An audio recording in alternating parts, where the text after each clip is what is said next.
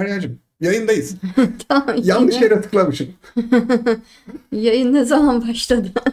Şu an yayındayız. Evet, Tamam. harika. Evet Deryacığım. Satürn'ün Koç'a geçişi neredeyse Evet. 3 yıllık bir etki olacak. Tarihleri de video açıklamasına yazdık. Bir süre Sesi bende mi vardı? evet şu an var. Şu an ses var. Harika. E, evet, anlatımını senden bekliyoruz. Tamam. Sanırım kapakla da çok heyecan uyandırdı. Gerçi standart bir şey anlatacağız. Satürn'ün Koç burcuna geçişini anlatacağız. Öncelikle 25 Mayıs'ta geçecek. 1 Eylül'e kadar Satürn Koç burcunda olacak. 1 Eylül 2025'e kadar. Sonra Balığa geri dönecek. 14 Şubat 2026'da tekrar Koç'a geçecek ve 13 Nisan 2028'e kadar da Koç burcunda kalacak. Açıklamada da bu tarihleri her zaman bulabilirsiniz video açıklamasında. Şimdi Satürn Koç burcunda düşük hasalette öncelikle. O yüzden burası Satürn'ün rahat ettiği, iyi çalıştığı bir burç değil. Burada bir sıkıntı oluşuyor. Ve bu sıkıntı temelde Satürn Koç'tayken sadece kişinin canının istediği sorumlulukları alması, canının istediği şeyleri yapması, diğer hiçbir şeyi yapmak istememesi anlamına geliyor.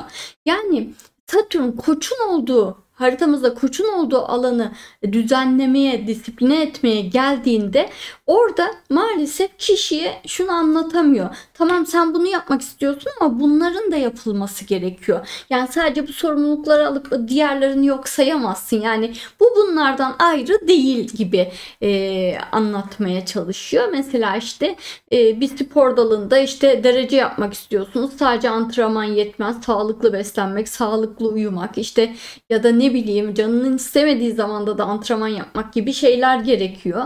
Sadece canının istediği zamanda yapamazsın diyor mesela gibi. Böyle bir durum ve bundan dolayı Satürn Koç burcunda aslında büyük bir sıkıntı oluyor. Hani Satürn bu alanı disipline etmekte, adam etmekte, yoluna koymakta çok zorlanıyor. Ama aslında Koç'ta da çok yüksek bir enerji var ve burada büyük bir enerji. Ben bunu disipline etmeye geldim. Bu enerjiyi yönlendirip iyi bir sonuç elde etmeye geldim diyor Satürn aslında burada.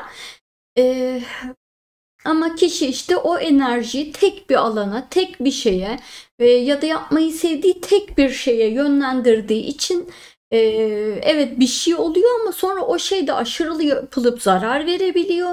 Ve ya da işte diğer sorumluluklar ihmal edildiği için o tek başına ilerlenen alan bir işe yaramıyor gibi bir duruma neden oluyor. Ama istediği konuda da normalin üstünde bir performans gösterebiliyor. Böyle anormal derecede önemli şeyler halledebiliyor ama işte tek taraflı olmuyor gibi bir durum var.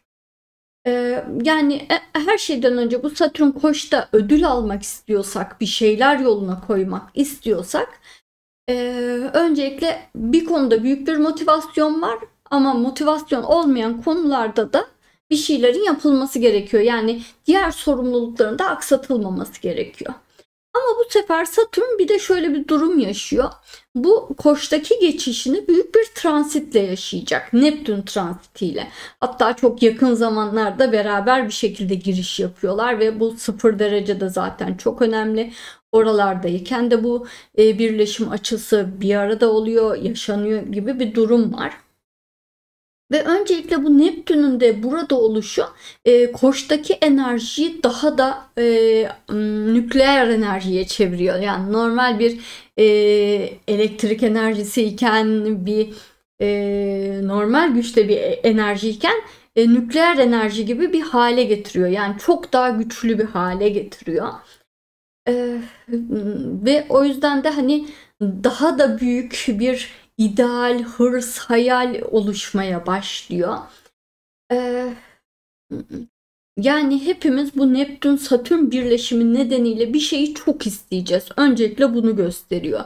Çok yoğun bir istek oluşması, bir şeye büyük bir hayalin oluşması gibi bir anlama geliyor.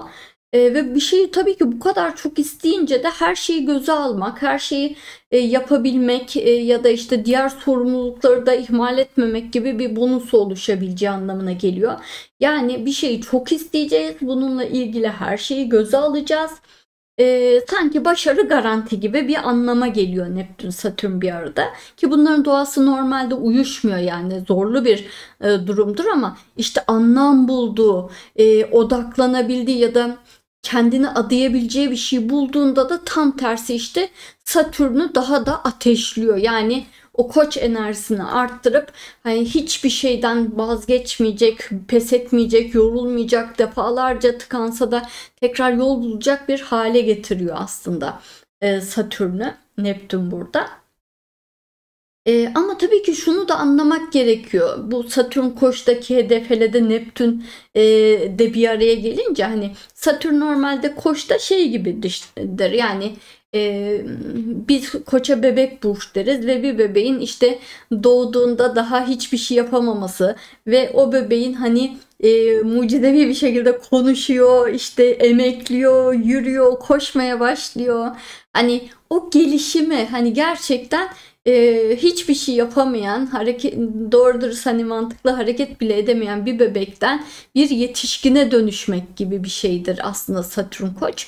Yani adım adım çok zorlu bir mücadeleyle yürümeyi öğreniyor, konuşmayı öğreniyor, her şeyi öğreniyor şeklinde bir durumdur tek başına. Ama Neptün de geldiğinde yani yine de bir ileri sıçrayış, yani Satürn aslında bir sonraki aşamamıza geçmemiz gibi Koç burcunda.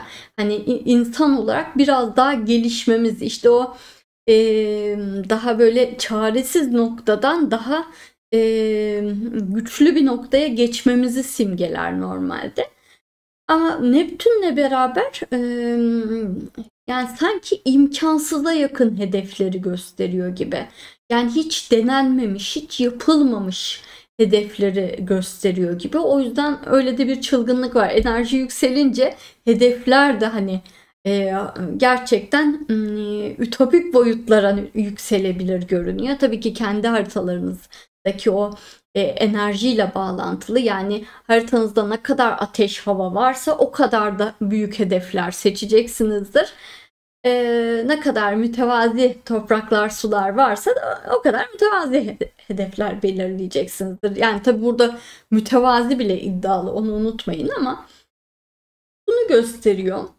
Yani çok az kişinin başarabileceği imkansız ve hiç denenmemiş şeyler isteniyor, hedefleniyor gibi bir vurgu var Koç'ta.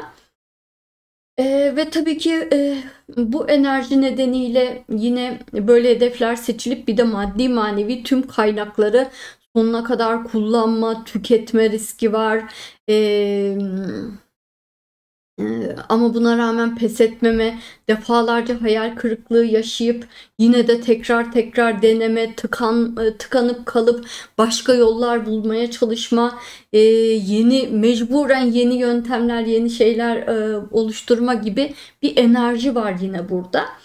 Tüm bunlar yapıldığında hani yapılabilirse de işte çok büyük başarılar gösteriyor. Yani gerçekten normalin ötesinde bir gurur duyacağımız şeyler ortaya koymayı gösteriyor. Ama tabii ki hepimiz çok güçlü haritalara, çok güçlü Satürn'lere sahip değiliz doğal olarak.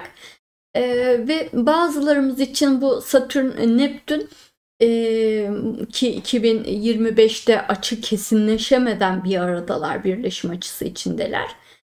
O yüzden yeterince güçlü bir Satürn'ümüz, natal haritamızda o kadar büyük bir güç taşımıyorsak bu Neptün ve Satürn hani gerçekleşmeyen potansiyel en ağır yüktür misali kişiyi başlangıçta, yani 2025 yılında büyük bir depresyona da sokabilir.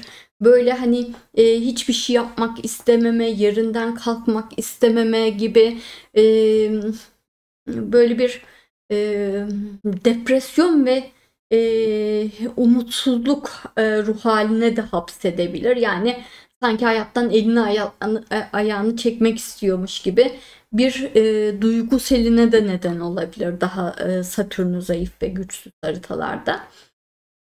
Ama tabii ki Satürn'ün burada, Satürn ve Neptün'ün amacı dibe vurdurup yukarı doğru sıçratmak. Tamam, melankoli yapmak istiyorsun, tamam, hiçbir şey istemiyorum diyorsun, o zaman vur dibe, oradan yüksel tekrar.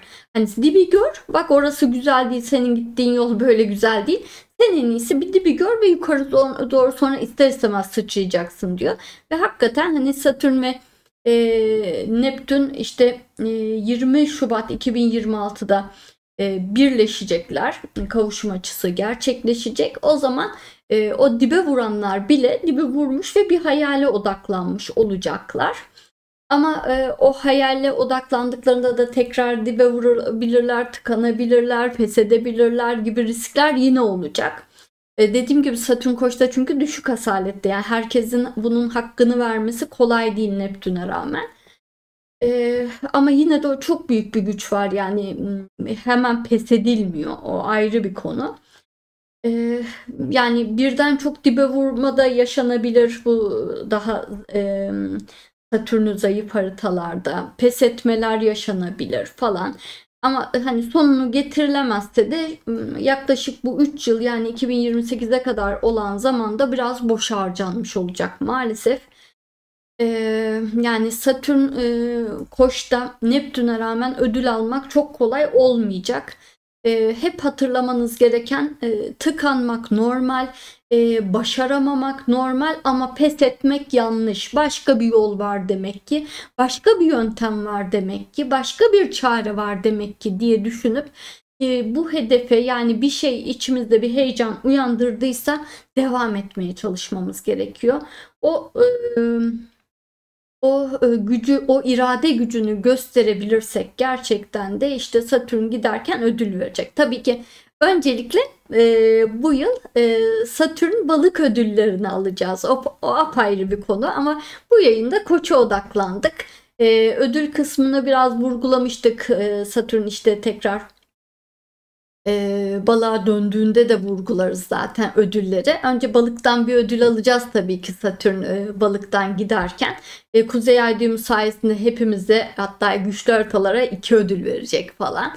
Bu yıl güzel bir yıl, ama o ödülün de gücüyle bu hayale kapılmamızı istiyor. Onu unutmayın. Zaten kimimiz ödülü yıl sonunda alacağız ve işte Şubat'ta o büyük heyecanla, o hayalle yeniden doğuyor gibi hissedeceğiz o ödülün gücü ve bu enerjinin etkisiyle. Kimisi zaten şimdiden ödül alıyor olacak. Yani bugünlerde zaten ödüllerini alıyorlar, ki yine alacaklar bugünlerde ödül alanlar. Onlar zaten onun etkisiyle, bir de Satürn ve Neptün Koç'ta oluşuyla büyük bir coşkuyla ilerlemeye başlayacaklar gibi durumlar var. Ama ödül almayanlar burada birazcık bu yaz aylarını melankolik ve dipte geçirebilirler. Yani biraz depresyon enerjisiyle geçirme riskleri olabilir, tam olarak güçlü olmayan haritaların. Evet Derya'cığım, sen şimdi yükselen Koç için notlarını okurken gökyüzünden hemen gökyüzünü sana göre güncelleyelim. İleri doğru git. Evet, bir gün ileri götüreceğim.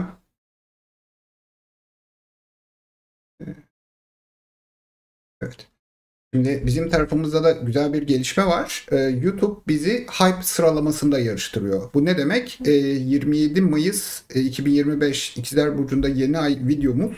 Bir de baktık, bu videoya hype puanı verilebiliyor. Peki nedir bu hype puanı? Her izleyici bir hafta içerisinde ister bir videoya, ister 3 farklı videoya hype puanı kullanabiliyor. YouTube keşfedilmesini desteklediği kanallara, yani bu kanalın takipçi potansiyeli var, haydi onlar için izleyiciler hype puanı kullanaraktan o kanalı öne çıkarsınlar şeklinde bir uygulama yapıyor. Ve de hani şöyle bir gerçek var, geçen haftaki videomuza tüm beğen basanlar bize hype puanı vermiş olsalardı ilk yüze girmek değil, birinci olacaktık. Yani 2 milyon üzerinde hype puanına ulaşma potansiyelimiz vardı. Ve bu hani bizim için de o kadar ani oldu ki zaten canlı yayınımızı izleyenler büyük ölçüde beğenilerini bırakıyorlar ve onlar büyük ihtimalle videomuza hype puanı verilebildiğini bu videoda öğreniyorlar. Dolayısıyla biliyorum bu 3 yıl boyunca etkili olacak bir gökyüzü etkisinin videosu, ama takipçilerimize de bu sevinçli haberi paylaşmak istedik. Bundan sonraki yayınlarımızda da YouTube bir süre boyunca o videoların öne çıkarılması için hype puanı uygulaması yapıyor. Bu canlı yayın bittikten sonra videoya beğen bastığınızda yorumlar sekmesini sağa doğru kaydırıyorsunuz. Oradan hype düğmesine basıp puan verebiliyorsunuz. Burada ücretsiz seçeneği seçmenizi öneriyoruz. Çünkü zaten tüm beğen basanlar, dediğim gibi, o ücretsiz hype puanı verseler de Türkiye birincisi olurduk bu şekilde. O yüzden ve bu hafta boyunca da puanlarını bizden esirgemeyen tüm takipçilerimize teşekkür ederiz. Hazır mıyız Evet. Derya'cığım? Hadi O koça zaman geçelim. sendeyiz. Yükselen koçlara baktığımızda Satürn ve Neptün zaten onların burcuna, onların yükselen burcuna geldi. O yüzden onlar için asıl heyecan başlıyor. Birinci eve 2 tane büyük ağır gezegen gelmiş durumda. Tabii ki başta da anlattığımız o büyük coşku, büyük enerji onların birinci evinde olduğu için onlarda top noktada yani yaşanacak, en yüksek, en yoğun haliyle yaşanacak.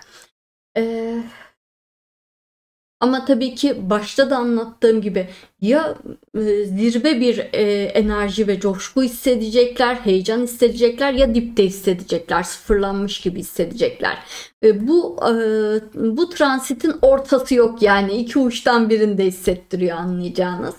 Hep koç bebek burç diyoruz. Yani bir çocuk ya çok mutludur ya çok mutsuzdur, ağlıyordur. Pek ortası olmaz çocukların. Onun gibi düşünün. Böyle bir şeyi gösteriyor. Şimdi eğer haritanızda işte Satürn'ünüz yeterince güçlü değilse belki Satürn döngünüzü atlatmadığınız için de olabilir. O zaman bu transit başlangıçta sizin enerjinizi çok düşürebilir. Gerçekten hasta da edebilir. Nedeni anlaşılamayan, teşhis edilemeyen bir rahatsızlıklarla boğuşup durabilirsiniz. Aslında temelde rutininiz sizi hasta ediyor gibi bir anlama geliyor burada. Ve böyle bir durumda bu yılı birazcık böyle hasta ve ne yapacağını bilemez bir halde geçirip bir şeyler ki balıktan ödül bile alsanız biraz böyle geçirip asıl işte 2026'nın 20 Şubat'ından sonra büyük bir heyecanla ve coşkuyla bir yöne doğru ilerlemeye başlayacaksınız. Onu gösteriyor. Büyük bir hayal ve ideale sahip olacaksınız. Tabii ki bu süreçte başınıza zorluklar gelebilir, aksilikler gelebilir, tıkanmalar gelebilir. Asla pes etmemeniz gerekiyor. Eğer haritanız güçlüyse, Satürn'ünüz güçlüyse zaten hani direkt büyük bir hayal ve coşkuyla bugünlerde dolacaksınız yani. Büyük bir heyecan oluşacak içinizde. Onu gösteriyor ve bu heyecanı takip edecek. Oradan oraya koşturacaksınız. Gece gündüz çalışacaksınız. Hayalinizle ilgilenmekten yemeği içmeyi unutacaksınız. Gibi şeyler görünüyor. Tıkandıkça hırslanacaksınız. Düştükçe daha sağlam bir şekilde kalkacaksınız ama pes etmeyeceksiniz gibi durumlar söz konusu olacak ve sonra da çok muhteşem bir şeyi işte Satürn giderken başarmış olacaksınız. Onu söylüyor. Zorlu bir süreç yaşayacaksınız. Hani kolay bir süreç, kimse kolay bir süreç beklememeli zaten Satürn Koç'tayken. En disiplinsiz öğrenciyi adam etmeye çalışıyor gibi düşünmeliyiz hepimiz, tüm yükselenler. En zorlu öğrenciyi adam etmeye çalışıyor. O yüzden de çok zorlayacak tabii ki Satürn bir öğretmen ve hepimizi zorlayacak. Onu gösteriyor aslında ve tabii ki temelde bir kariyer hayalini vurguluyor hepimiz için, yükselen koçlar için de. Yani sizi çok motive eden bir kariyer yoluna kendinize adayacaksınız. Şu güne kadar hiçbir kariyeriniz olmasa bile hani sosyal medyada bir şey yapmak gibi bir şey bile olabilir. Yani sizi çok motive eden bir konu için büyük bir enerji harcayacaksınız. Onu gösteriyor ve 2028'e kadar da hani enerji harcanan konuda nasıl bir tıkanma ve durma olursa olsun vazgeçmemek ve pes etmemek gerekiyor. Derya'cığım, şimdi bazı genel sorularımız olacak. Onları bu kısımda alıp yükselen koça devam edeceğim. Tam orta derecelerde yükseleni olanlar, haritalarında halen Satürn diğer evine geçmemiş olanlarda da etkiler mevcut mu? Evet arkadaşlar, Satürn ve Neptün'ün Koç burcuna geçişi o kadar güçlü bir etkidir ki aslında gökyüzünde. İkisinin aynı anda burada bulunuşu ki zaten hissedeceğiz bunu yoğun bir şekilde. Burada hissedemeyenler işte yıl sonuna doğru yani en geç işte 2026'da kavuştuklarında hissedecekler. Yani hassas haritalar bile. Yani 12. evde de görseniz yükselene değmese de bu anlattıklarımı yoğun bir şekilde hissedeceksiniz. Ama 12'de görünce hani harekete geçmekte zorlanma, işte o yüzden hissetseniz de bunu hayal olarak görüp hemen harekete geçmekte tereddüt etme gibi şeyler oluşabilir. O yüzden düşünme, hayal etme ve hazırlanma aşaması uzayabilir. Satürn işte yükselene değdiğinde dayanamayıp somut adımlar atma başlayabilir ama öncesinde de kafada defalarca bunun hayali kurulacaktır yükselene gelene kadar. Evet. Şöyle de sorulmuştu ama yanıtladı sanırım. Satürn burç değiştirdiği halde hala aynı evdeyse etkiyi neye göre alacak? İşte Koç çok güçlü bir burç. O yüzden Koç'a geçtiğini mutlaka hissettirecek ev değiştirmesi. Ve şeyi unutmayın, yani o evine göre de fark eder. Yani birken 12 görmek çoğunlukla hani şey gibidir. Yani bir şey var ama onun varlığını henüz tam olarak deneyimlemiyoruz gibi, emin olamıyoruz ondan gibi. Aslında birinci evde çok güçlü bir enerji oluştu ama siz onu 12 gördüğünüz için emin olamıyorsunuz o enerjiyi takip etmekte. Şöyle Derya'cığım, şöyle özetleyeyim. Satürn'ün güçlü harita nedir? Yani bunu nasıl Yani şimdi temelde tanımlayabilirsiniz? şöyle düşünebilirsiniz. Satürn'ünüz işte Oğlak'taysa, Kova'daysa, Terazi'deyse ya da Jüpiter'le aynı burçtaysa ya da Kuzey Ay düğümüyle aynı burçtaysa, 12. evdeyse, mutual reception'ı varsa, Karşılıklı ağırlaması. evet, karşılıklı ağırlaması varsa gibi durumlarda Satürn'ünüz güçlüdür. Başka istisnalar da oluşabilir güç veren ama temelde bunlar güç veriyor. Ama hani belki Satürn çok güçlü değil ama sizin haritanızı çok güçlü, çok sağlam yapan başka bir istisna da olabilir. O zaman Satürn döngüsünü yaşayacak olanlar daha çok bu şekilde mi ilerleyecek, Satürn düşük olduğu için? Şimdi şeyi unutmayın, Satürn'ünüz döngüsünü mü sormuş? Evet. Pardon. Şu an Satürn döngüsü yaşayacak olan. Şimdi Satürn dönüşü yaşayanlar tabii ki bambaşka bir konu. Onların zaten natal haritasında Satürnleri düşük durumda. Ve onların işte bu düşükle baş edip baş edemeyecekleriyle yüzleşme durumu.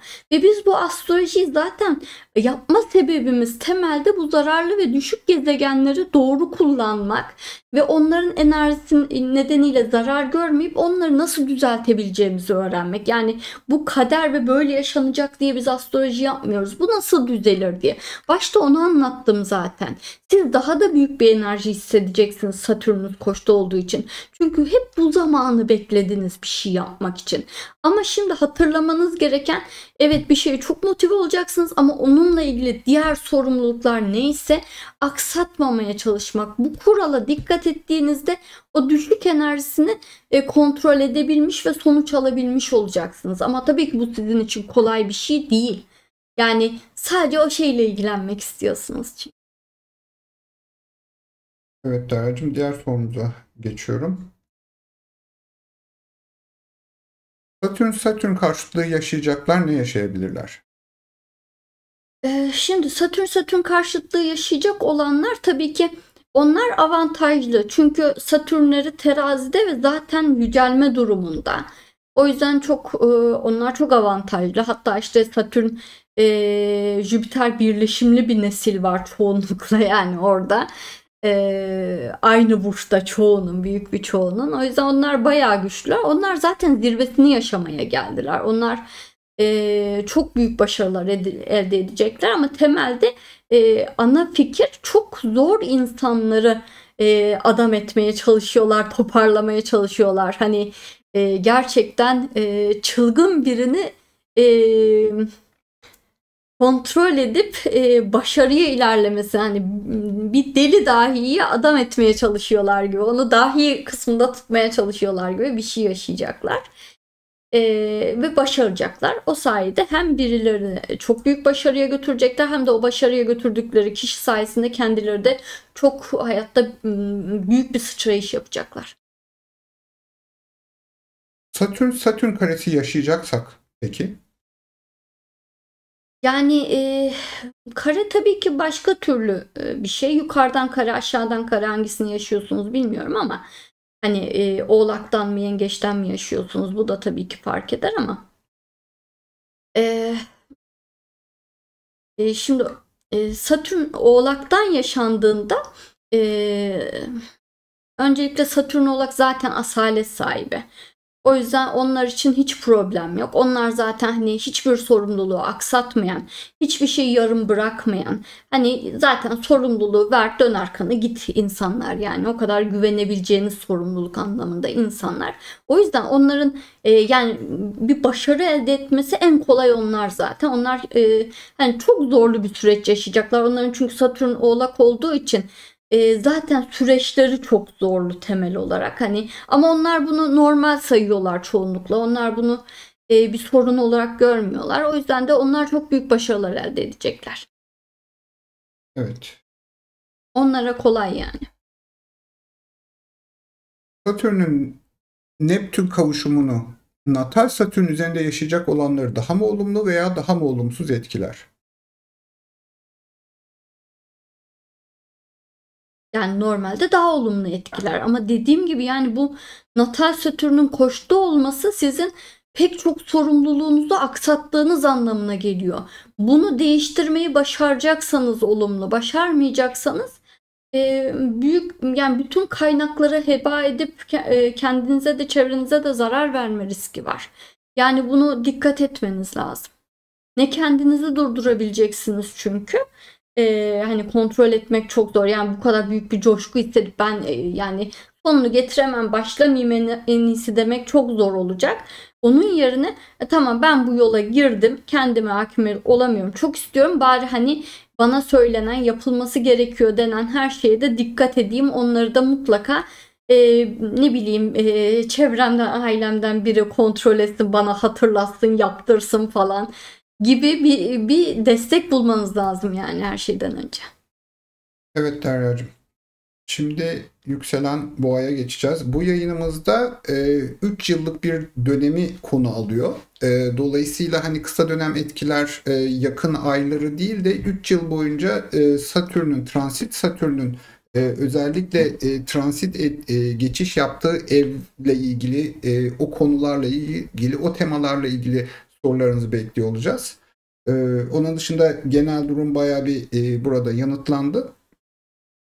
Haritayı da güncelleyeyim Derya'cığım senin için. Bu bizim hani standart haftalık yayınlarımızın dışında bir yayın olduğu için uzun dönem etkilere odaklanacağız. Biliyorum soru formatı birazcık daha değişiklik oluyor bu durumda. E, Ama herkesin en çok faydalanacağı şekilde yön vermeye çalışıyoruz.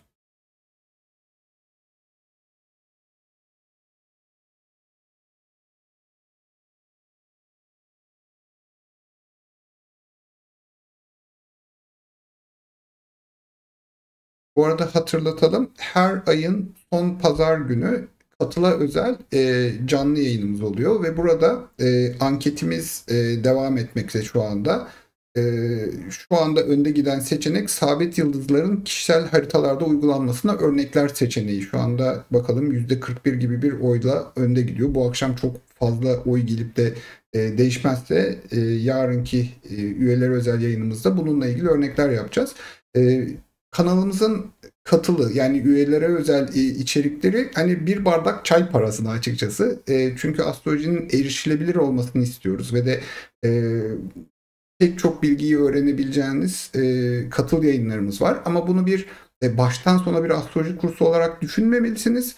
Burada daha çok bu bilgilerin uygulanması, karşılıklı etkileşim ve sorular sorabilme olarak. Ama burada yapılan örnekle ilgili derinlemesine sorular sorabilmek olarak görmelisiniz. Ve bu şekilde en baştan izlemeye başlayıp ilerlediğinizde gerçekten özellikle de astroloji öğreniyorsanız sizin için çok faydalı bilgiler olduğunu göreceksiniz.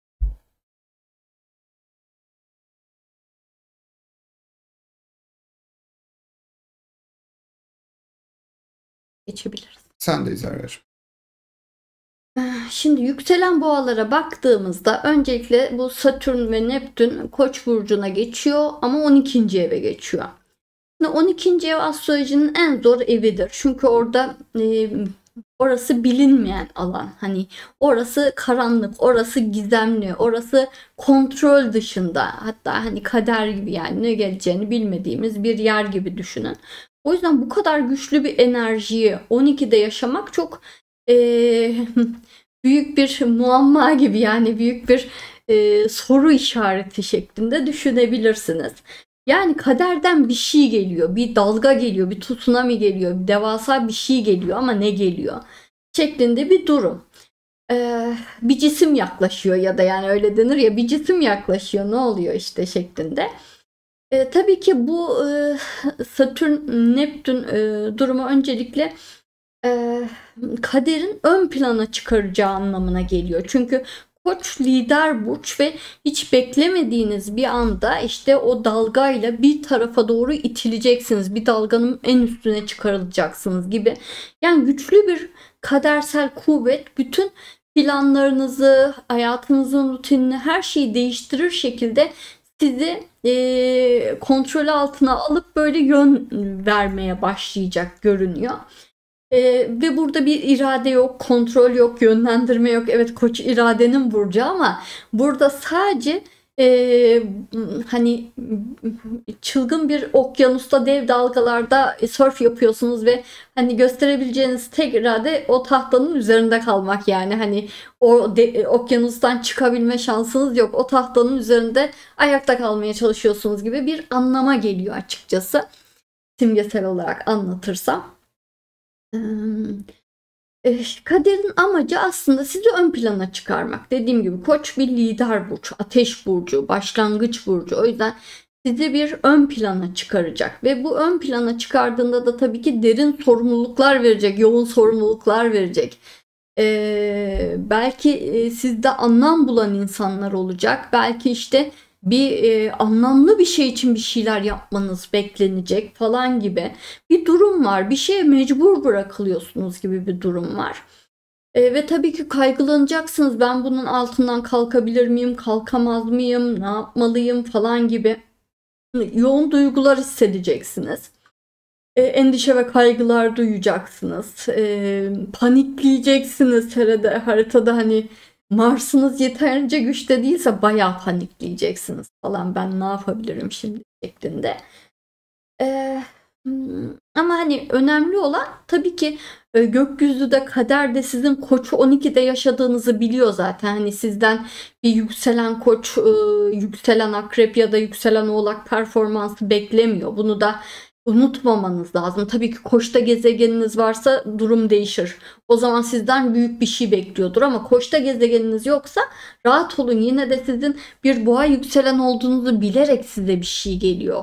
Bunu unutmayın. Sizin yapmanız gereken sadece o an, o güne, o şeye odaklanmak ve o şeyi yapmak. Yani bir sürü plana ve hani strese gerek yok. O an önünüzde ne gösteriyorsa kader, çünkü gizlidir, 12. ev gizlidir. Yani 3 adım sonrası yok. Bir adım var, bir adım daha var, 2 adım var falan gibi. Yani çok önünüz yok, yani nereye gittiğini bilmiyorsunuz o yolun ya da bu sürecin. Siz sadece o an görünen kısma odaklanmanız lazım. Sizin halletmeniz gereken kadarını gösterecek ve onunla uğraşmanız gerekecek. Ve hani en büyük hani düşüp kalkmalar da motivasyon kaybıyla olacak. Yani ben ne yapıyorum, yapamayacağım falan gibi şeyler olacak daha doğrusu. Tüm bunlarla mücadele ederseniz gerçekten 12. evde Satürn çok büyük ödül verir. Hatta işte düşük olduğu bir burçta hani hani çok az kişi ödül alacağı için, hani 12 ve Koç görüp burada ödül alma çok zor olduğu için, çok az kişi alacağı için daha da büyük bir şey elde ediyormuş gibi bir anlama da gelir. O yüzden hani motivasyonunuzu korumalı ve hani bugün neyle uğraşmam gerekiyor? Bu ayın konusu neymiş? Şu 3 ayın konusu neymiş? Bununla uğraşmanız gerekiyor. Daha ötesine bakma diyor. Hani şey gibi, Mesela işte okula giden bir öğrenci hani yıl sonu sınavını düşünme. Bugün derste ne öğrendiğine bak diyor.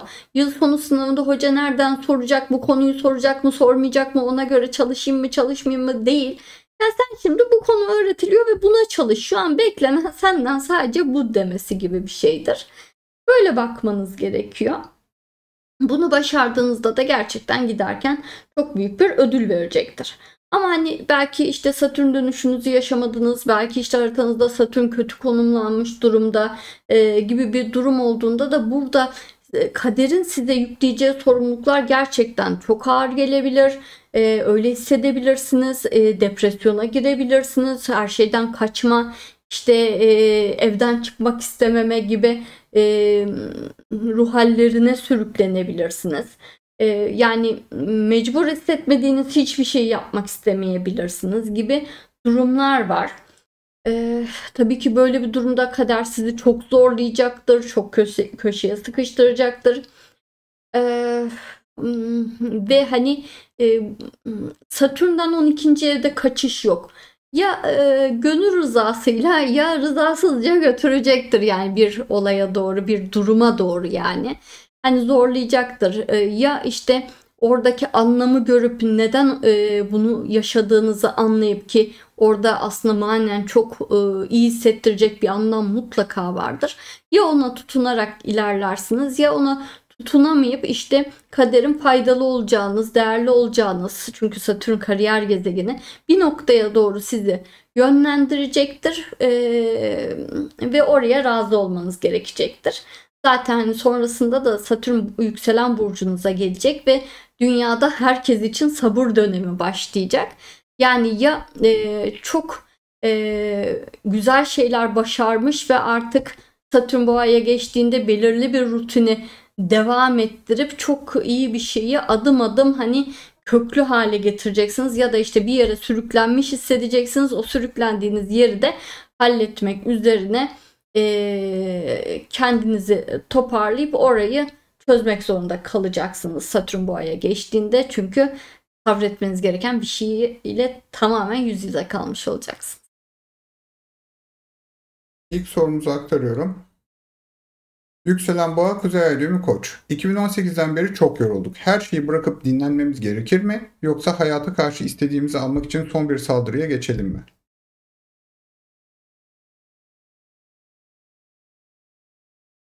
Şimdi yükselen boğalar Satürn yukarı geçtiğinden beri, yani akrepten beri, yaklaşık 2013'ten beri artan bir yoğunluk ve koşuşturmaca içindeler zaten. Satürn yukarı geçtiğinde hayat böyle dört nala artan bir hızla koşuyorsunuzdur yani ve bir sürü de uğraştırır, çalıştırır, koşturur, yani hani öyle bir şeydir. Hani 2018'den beri daha yoğun hissediyorsunuz. Normal, daha yukarıda hissettikçe daha yoğun hissediyorsunuz. Ama Satürn zirvesini 12. evde yapar. Burada son bir saldırıya geçeceksiniz ama bu son saldırı işte 2018'e kadar devam edecek. Ondan sonra rutin ve sabır dönemi başlayacak zaten, dediğim gibi. Yani devam etmelisiniz. Burası durma noktası değil kesinlikle. Satürn daha aşağıya geçtim. Hatta birinci evi bitirmeden ben aşağıdayım, rahat teneffüs de demiyor tam olarak. Yani 2'de 3'te sakinleşiyor aslında. Onu da unutmamanız lazım. Bir de Kuzey Ay düğüm Koç olduğunuzda temel olarak hayat mücadeledir. Hiçbir zaman size zaten hani sadece Kuzey Ay düğüm terazi dönemlerinde en fazla burada biraz mola verip dinlenebilirsin. Birileri senin için bir şeyleri halledebilir der.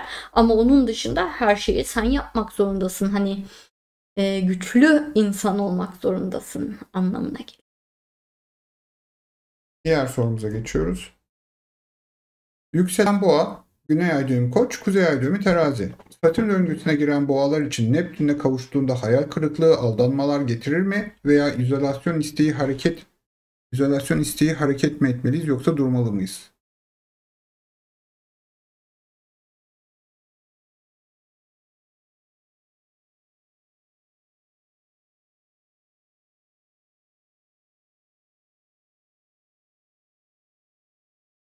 Şimdi Neptün'ün Koç burcunda direkt hani aldanma, aldatılma gibi bir şey yoktur. Ama hani sorumluluklarınızı neyle ilgili sorumluluklarınızı ihmal ederseniz onunla ilgili tabii ki aldatma, yani eğer evlilikle ilgili sorumluluklarınızı ihmal ederseniz tabii ki aldatılma gelir.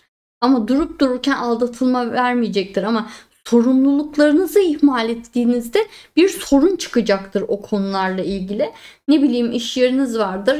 İş yerinizle ilgilenmezseniz tabii ki hani o kasadan çalınanlar olabilir yani, ya da o iş aksıyor olabilir, çalışanlar düzgün işe gelmiyor olabilir, müşteriler morali bozuk ve sizi terk ediyor olabilir gibi. Hani sorumlulukları aksattığınız oranda aldanmalar, aldatılmalar, kandırılmalar, dolandırılmalar yaratabilir. Ama durup dururken vermez, çünkü sonuçta Koç bu, Akrep değil yani, hani ya da Oğlak değil. Hani geldiği burca göre şekillendiğini unutmayın. O yüzden siz bir hata yaptığınızda negatif bir şey olacak şeklinde bakıp kodlamalısınız. Ki bu genel olarak bir etkisi.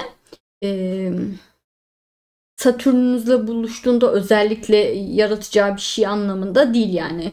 Satürn Koç'tayken ihmal ettiğiniz tüm sorumluluklarınız nedeniyle böyle riskler oluşabilir. Şimdi izolasyon isteği, yani şu an siz Satürn 12'ye geçti. Evet, Koç'ta istek, ama hani kader bir şey tayin etti sizin için. O yüzden hani boğalar için bir şey isteden öte, yani bir şeye inan, hani kim olmak istediğine, içinde kim olmak istediğine inanıyorsun ya da kim olduğuna inanıyorsun. Bu yıllık videoda zaten kapakta hani kim olduğuna inanıyorsan o olacaksın dedik. Bundan dolayı dedik zaten, hani dedim daha doğrusu. Çünkü yani orada içinde hayalini kurduğun, çünkü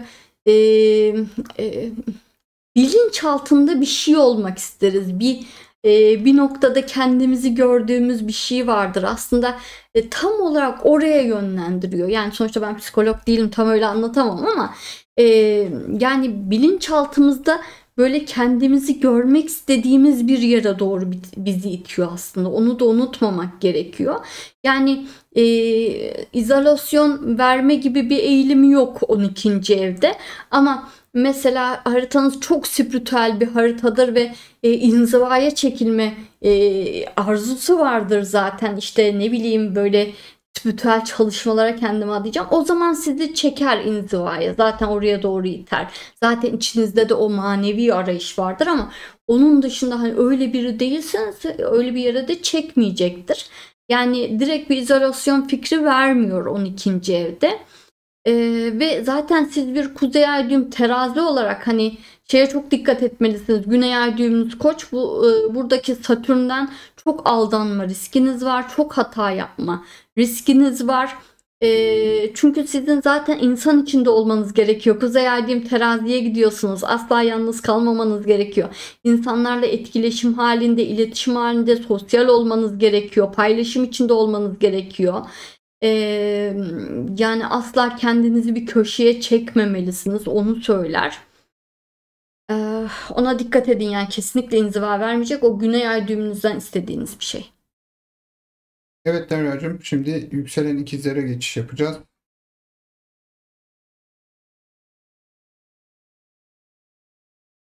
Şimdi hatırlatalım, gezegen burç geçişi yayınındayız. Bu etkisi çok daha uzun döneme yayılan, 3 yıla yayılan etkiler konuşuyor olacağız. O yüzden canlı yayındaki soruların gerçekten de bu 3 yılı etkileyecek şekilde temalarla ve konularla ilgisi olmasını rica ediyoruz. Yani kısa dönem etkiler anlamsız olacaktır. Çünkü sonraki yıllarda da geriye dönüp bu Satürn geçişi bizim için ne anlama geliyorduğunun izlenileceği türde bir yayın yapmaktayız şu anda. Yani gerçi gönül ister ki Derya bütün Kuzey Ay düğümlerine göre her soruyu anlatsın, ama böyle bir yayın 10 saat falan sürer herhalde. Bu insan üstü bir performans olur. Dolayısıyla zamanımız el verdiğince sorulara yer veriyor oluyoruz. Ama unutmayın, Derya'nın anlatacak çok şey var bu yayında. Ki onun notlarına bakıyorum, onun anlatımına bakıyorum ve de hani kestiremiyorum. Derya ne kadar uzun konuşacak, ama yayının verimli bir şekilde, sağlıklı bir şekilde ilerleyebilmesi için bu yayınımızda daha az soru almayı tercih ediyoruz.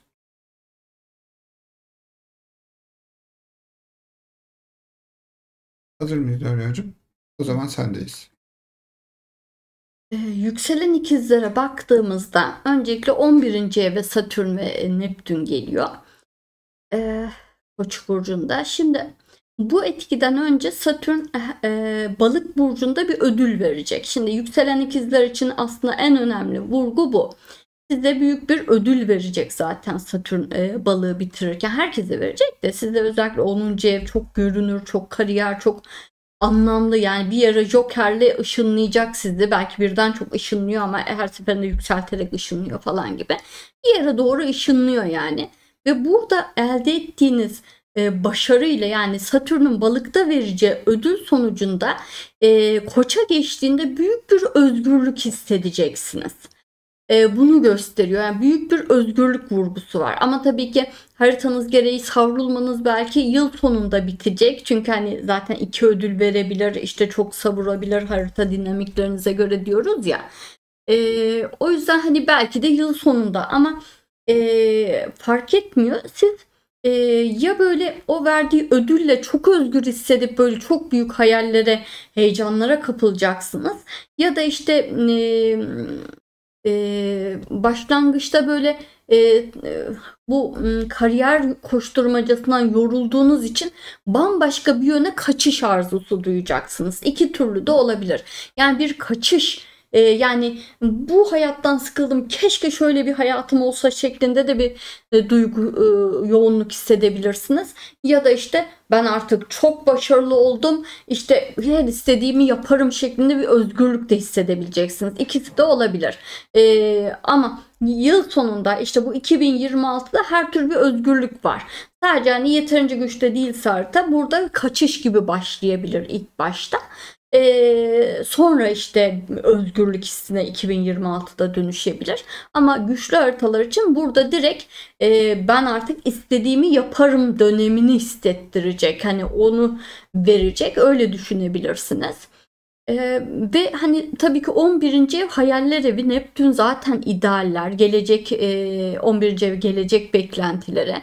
Yani böyle çok anlamlı, size harika görünen böyle bir hedefe doğru böyle bunu mutlaka yapmalıyım, bana bu yakışır ya da böyle bir duyguyla hani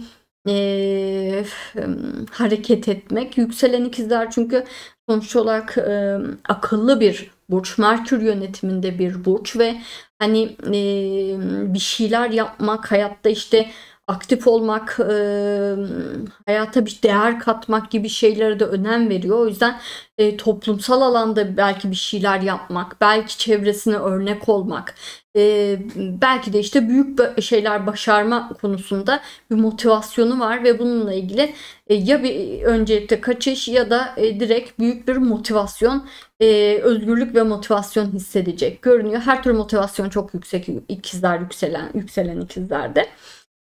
Hani ne olursa olsun yüksek bir motivasyon var yani 11. evde çünkü daha rahat, yani 11. ev çok pozitif bir evdir. O yüzden burada depresif bir şekilde çalışma ihtimali daha düşüktür.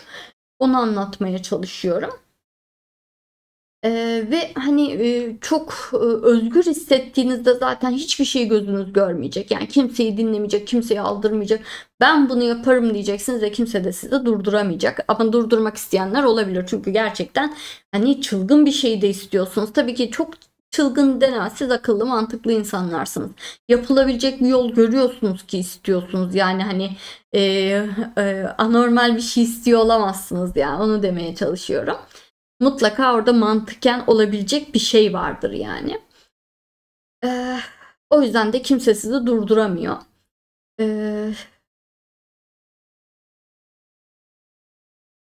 Ne diyeyim? Tabii ki bu motivasyonla maddi manevi tüm kaynaklarınızı yönlendirebilirsiniz. Hayatınıza adayabilirsiniz. Büyük bir coşkuyla geleceğe inşa etmeye doğru, geleceğinizi inşa etmeye doğru motive olabilirsiniz görünüyor. Harita daha zayıf olduğunda işte burası daha düşünüp planlama, hani 2025 yılı daha düşünüp planlama hazırlık, 2026 harekete geçiş olabilir gibi görünüyor. Tabii ki sizin için de hani zorluklar, tıkanmalar olacak ama bu tıkanmalar hani zihninize, Merkür yönetiminde bir yükselensiniz ya, bir bulmaca çözmek gibi gelecek. Yani o zaman ne yapabilirim falan. Hani o tıkanmaların pek çoğundan da zevk alabilirsiniz. Onu gösteriyor. Ki başlangıçta Jüpiter de yengeçe geçecek. Zaten maddi olarak da büyük bir destek oluşacağı için hani maddi olarak tıkanmadığınız sürece diğer yönlerden tıkanmanın mutlaka bir açarını bulursunuz. Yani en zoru maddi tıkanmadır, yani hani onu çözmek. Diğer şeylerin mutlaka bir çözümünü bulursunuz zaten. Onu gösteriyor. Hani o tıkanmalar, durmalar da o kadar motivasyonunuzu kaybettirmeyecek. Yani sizin için o kan ter gözyaşı dediğimiz kısım daha soft, yani daha heyecan verici olacak. Yani hani rahatsız edici boyutta olmayacak. Öncelikle burcunuzun doğası, hani ikizler çok şeye kafaya takmaz, çok takılmaz gibi de bir enerjisi var ve 11. evrinde rahat oluşu çok rahat ettirecek yükselen ikizleri. Ama sizin için tehlike ne? Sonuçta Satürn Koç burcunda düşük ya. O tehlike de şöyle bir tehlike. Yine yükselen burcunuzun doğası gereği bir sıkılma durumunuz var. Yani belki de bu kadar emek verdiğiniz şeyi elde ettiğinizde, ya bu benim istediğim şey değilmiş, ya boşa uğraşmışım deme riskiniz var. Çok güzel bir şey olsa da size boş ve anlamsız görünme ihtimali var. Ya da tıkandığınız bir noktada ya bu konuda değmezmiş, ya ben şuraya bakayım, şuna gideyim deyip hiç tamamlama ihtimaliniz var. Hani bir zorluktan öte, hani bu Satürn ve Neptün açı içinde değilken motivasyonu kaybetme, ya da işte açıda bile olsa hani orada o şeyi çok istediğiniz için gözünüzde büyütmüş olup işte o şeye yaklaştıkça başka türlü olduğunu görüp akıl mantık çerçevesinde ya bu da yapılır şey değilmiş, ben niye buraya gitmeye çalışmışım şeklinde vazgeçme riskiniz var. Vazgeçtiğinizde de 3 yılın boşa gitme ihtimali var. Hani boşa gitmez, siz onu bir şeye çevirirsiniz ya da oradan başka bir hedefe atlarsınız. Çok problem değil belki diye de düşünebiliriz ama sonrasında Satürn Boğa'ya ve 12. eve geçtiği için hani çok da özgür olmayacaksınız. Burada full bir özgürlük verip sonra sizi köşeye sıkıştıracak. Doğru şey yaptıysanız o köşeye sıkışma problem olmayacak. Hani öylesine ben buna boşuna çabalamışım deyip başka bir şeye hızlıca atlarsanız o köşeye sıkışma çok büyük bir zorluk oluşturacak. Aynı anda pek çok şeyi idare etmek zorunda kalacaksınız. Hani bir jonglör gibi pek çok topu aynı anda çevirmek zorunda kalacaksınız yoksa boğada. Yükselen ikizler. Koça geçişi 10. evin ortasında yaşayacak. Özgürlük motivasyon hissi başladı. Balığa dönünce aynı belirsizlik mi yaşanacak? Hayır, belirsizlik yaşanmayacak. Çok büyük bir ödül verecek. Hani Kuzey Ay düğüm desteği var. Mutlaka kader bir ödül verecek. Yani kadersel olarak çok negatif bir haritanız yoksa, hani kaderden büyük bir negatif karmanız yoksa hani %99'da ödül verecek yani bu Satürn balık. Satürn balık mı? Satürn balık. Satürn balık. Tamam. İlk kez Satürn döngüsünü yaşayacak olan biz yükselen ikizleri neler bekliyor? 27 yaşındayım şu an. Satürn dönüşü bizleri ekstra mı etkileyecek? Natal Satürn Koç. 11. ev Kuzey Ay düğüm Başak. Diyorum ya, hani Satürn'ü Koç olanlar evet çok daha büyük bir motivasyon, özgürlük hissi yükselen ikizlerde hissedecekler. Çok büyük hayalleri canlanacak. Böyle enerjiyle dolacaklar. Böyle hayata yeni başlıyormuş gibi bir şeyler hissedebilirler. Ama en önemli şey yani ekstra sorumlulukları aksatmamak, yapılması gereken diğer şeyleri aksatmamak, ki aslında tüm yükselen ikizler için bu geçerli. Hani sorumlulukların yoğun olduğu bir dönemdeler. Onu unutmamaları gerekiyor. Sorumlulukları aksatırlarsa aksattıkları alanlarda büyük krizler çıkabilir çünkü. Aynı zamanda siz Satürn Koç olduğunuz için sizin pek çok sorumluluğu aksatma riskiniz var. Hani sadece odaklandığınız şey değil, onunla ilgili gereken ya da zaten taşımak zorunda olduğunuz sorumlulukları da ihmal etmeden ilerlemelisiniz. Hani başarı böyle dört ayaklı bir masa gibi, yani hani o ayaklardan birini ikisini ihmal ettiğinizde devriliyor gibi düşünün. Hani her koldan o sorumluluklar devam etmesi gerekiyor. Evet Derya'cığım. Şimdi yükselen yengeçe geçiş yapacağız. Takipçilerimize hatırlatalım. Bu bir burç geçişi videosu. Derya'nın anlatacak çok şey var. Bol bol bize Satürn anlatacak ve de yükselen burcunuza göre Satürn'ün geçeceği evle ilgili temalardan bahsediyor olacak. O yüzden yayınımızda 3 yıllık bir zaman dilimine ilişkin sorularınızı bekliyor olacağız. Kısa dönem etkilerle ilgili sorular sonraki yayınlarımızda, yeni ay, dolunay yayınlarımızda onları bekliyor olacağız.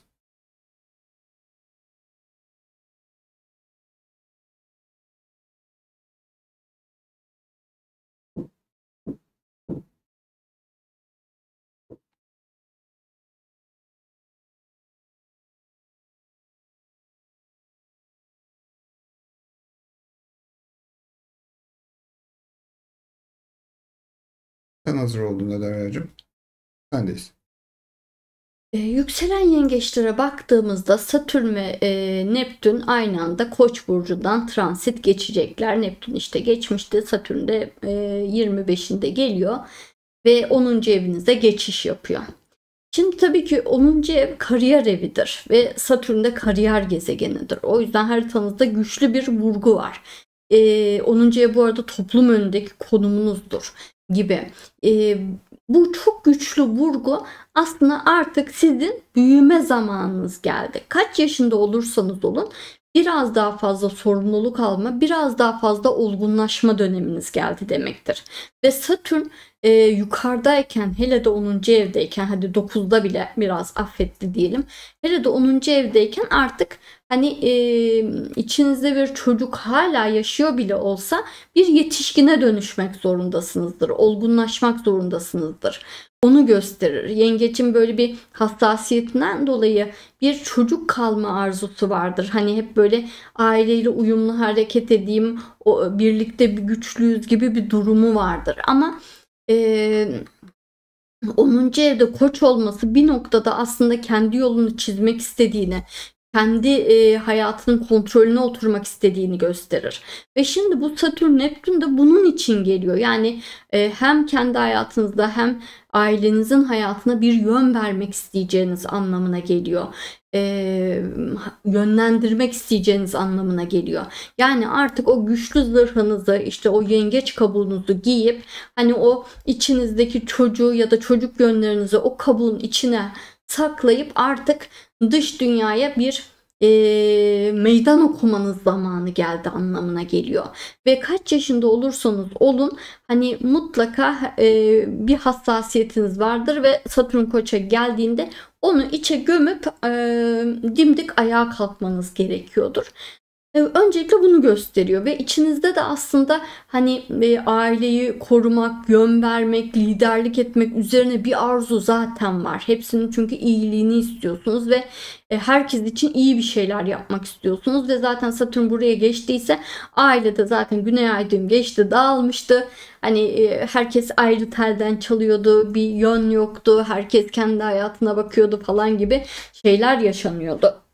Şimdi ise siz artık dümeni elinize alacak ve yön vereceksiniz. Bu anlama geliyor.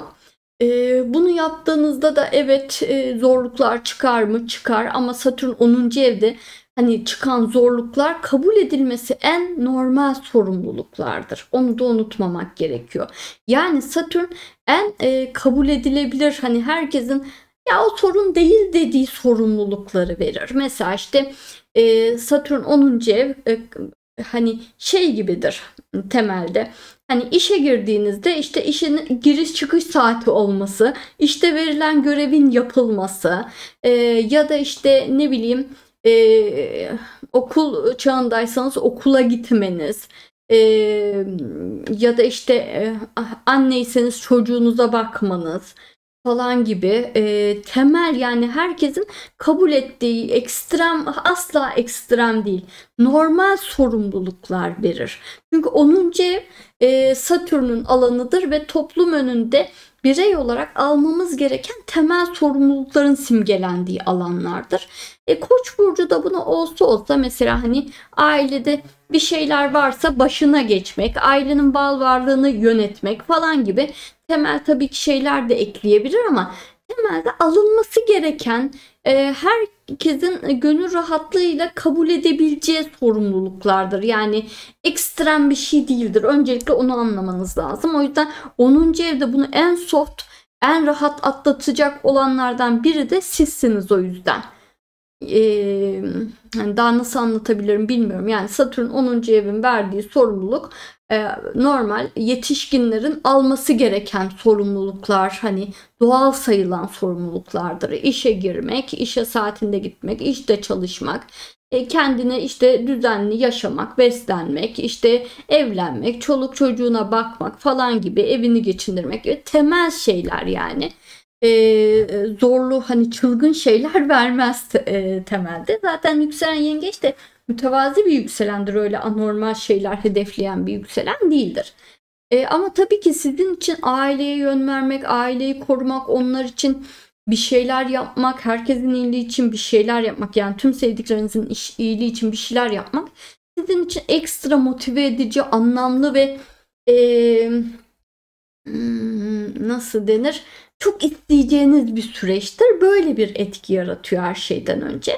Ve bu yönde harekete geçtiğinizde hani belirli bir alanda, hani ne bileyim, iş kuruyorsunuz. Her gün o işe gidip geliyorsunuz ya da işe giriyorsunuz. İşte o işte uyum sağlamak, öğrenmek falan gibi böyle bir süreçten geçiyorsunuz. Bu süreci geçirdiğinizde de işte ya orada çok yükselmeniz, bir iş yerine girdiyseniz çok yani 3-5 kademe yükselmeniz ve yönetici olmanız, ya da işte aile şirketinde çalışmaya başladıysanız aile şirketinin başına geçmeniz, ya da bir iş öğrendiyseniz de Satürn giderken o konuda kendi işinizi kurmanız gibi bir ödül verir. Tabii ki haritanız çok güçlü bir haritaysa daha da büyük ödüller, daha da büyük hedefler verebilir. Ama temelde yine bu hani şey gibidir, yine kabul edilebilir bir şeydir. Yani ne gibi? İşte profesör olmak istiyorsunuzdur. Onun için bütün aşamaları kabul etmeniz gibidir. Yani hani orada yine profesör olmak isteyen herkesin göze alması gereken bir süreç gibidir. Ya da işte doktor olmak istiyorsanız sürekli okumanız, sınavlara girmeniz falan gibi hani göze almanız gereken yine bir süreçtir. Çünkü onu yapan herkes yapıyordur falan gibi. Hani böyle güçlü bir haritaysanız daha da zor. İşte ne bileyim, akademisyensiniz, Harvard'a gitmek istiyorsunuz falan. Tabii ki onun için gereken süreçler, ama oraya gitmek isteyen herkes yine bunu yaşıyor gibi. Böyle şeyler. Tabii ki sizin bulunduğunuz noktadan biraz daha zor görünüyor olabilir size. Ama inanın o kadar zor olmayacak, onu söylüyor. Tabii ki haritanız güçlüyse bu sorumlulukları adım adım heyecanla ve o kabuğunuza giyip hani güçle yapacaksınız ve çok güzel de ilerleyeceksiniz. Ama haritanız çok hassas ve narinse, yani Satürn'ünüz yeterli güçte değilse, gezegenleriniz çok hassassa ve bu sorumluluklardan hani cesaret edemeyip ilerleyememe, işte ilk engelde geri kaçma gibi şeyler yaparsanız maalesef Satürn sizi dibe vurduracak. Nasıl vurduracak? Hani çocuk muamelesi göreceksiniz. Yani yetişkin değilmiş gibi davranışlara maruz kalacaksınız. Siz yetişkin olamamışsınız gibi. Ve böyle biraz canınızı acıtacak motive edebilmek için. Oralar biraz can sıkıcı olacak. Ona dikkat etmeniz gerekiyor. Onun dışında belki de hani bundan dolayı ailenizin, akrabalarınızın verdiği kararlar doğrultusunda hayatınıza yön vermeniz gerekecek ve Satürn de Boğa'ya geçtiğinde size tamamen anlamsız görünen bir geleceğe doğru ilerliyor gibi hissetme riski duyacaksınız. Tabii ki o gelecek anlamsız değil, ama şu an hani Boğa sürecinde de hani oraya bu Satürn'ü başaramadan geçince orada bir sabır evresi var. O evrede biraz zorlanabilirsiniz. Derya'cığım, bir sorumuz var. Bunları paylaşıyorum ve içeriye gidiyorum. Hı hı. Birazdan görüşürüz. Ha, ben okuyayım tabii. Evet. Nasıl yani? Yayını da sana devrediyorum. Can bir şey var mı? Stüdyo modundan çıkarayım. Sen ev geçişini yaparsın. 2 soru sonrasında yükselen al sana. Bu yayında patron çıldırdı, anlatıyor. Derya anlatıyor, durduramıyoruz. Ama çok sorular da soruyorsun. Okuyalım. Yükselen yengeç Satürn dönüşü yaşayacak olan yükselen yengeçlerin sorumluluk almak dışında dikkat etmesi gerekenler neler? Kuzey ay düğümde Başak'mış. Şimdi Satürn dönüşü yaşayan yükselen yengeçler öncelikle evet hani sorumlulukları ihmal etmemek, yani sadece bir konuda değil diğer gereken her konudaki sorumluluklarını devam ettirmek, gereken her şeyi yapmak, hani bir yetişkin gibi her anlamda kendi sorumluluklarını taşımak, dikkat etmesi gereken temel şeyler bu. Onun dışında ekstra 10. evde olması bir yük yüklüyor mu? Aslında tam olarak yüklemiyor. Kendi kararlarınızı verdiğinize dikkat etmeniz gerekiyor ve verdiğiniz kararların sorumluluğunu taşımanız gerektiğine dikkat etmeniz gerekiyor gibi temel şeyler yani. Hani yetişkinler gibi demek yani aslında 10. evde Satürn.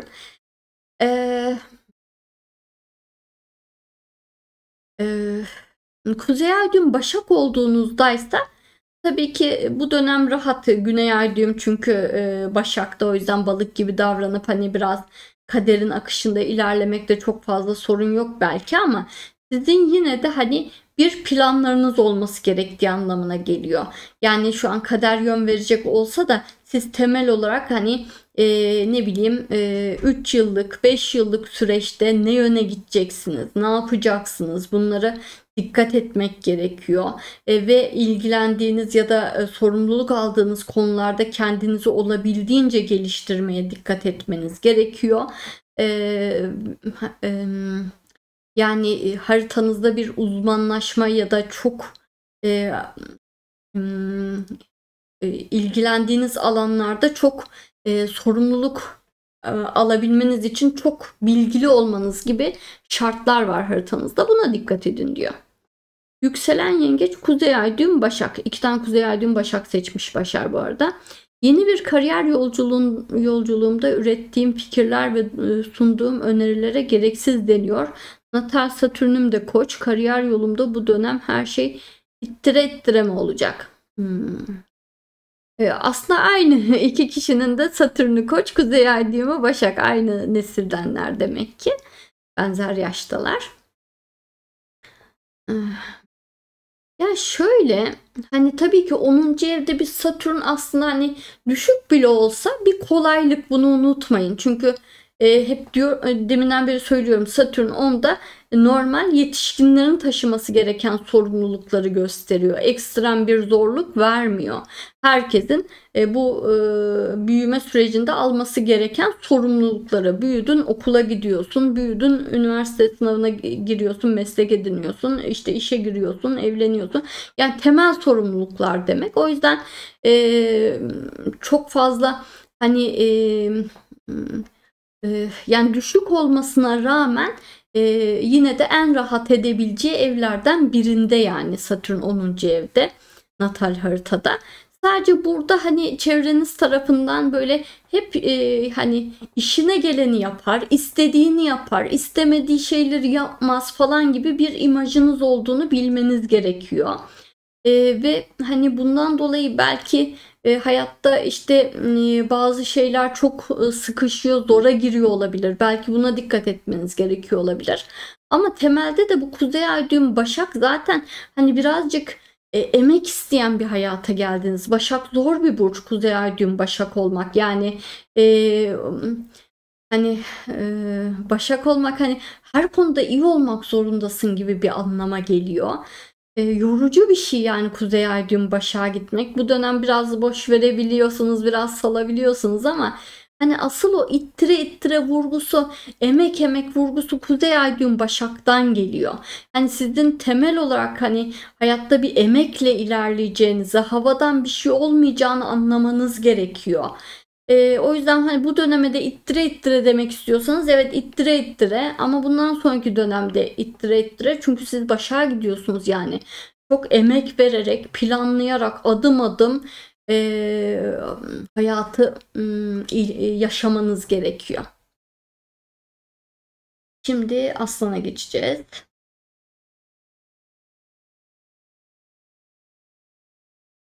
Başarısız zor olacak. Geçmeye çalışalım.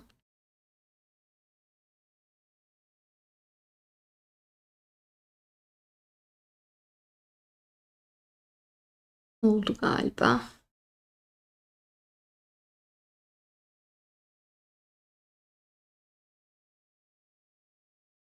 Her şey gitti mi? Dedim ne oluyor, her şey mi gitti? Ekran gitti mi? Bir an baktım. Sizde ne göründü bilmiyorum ama ben de bir an her şey gitmiş gibi gözüktü.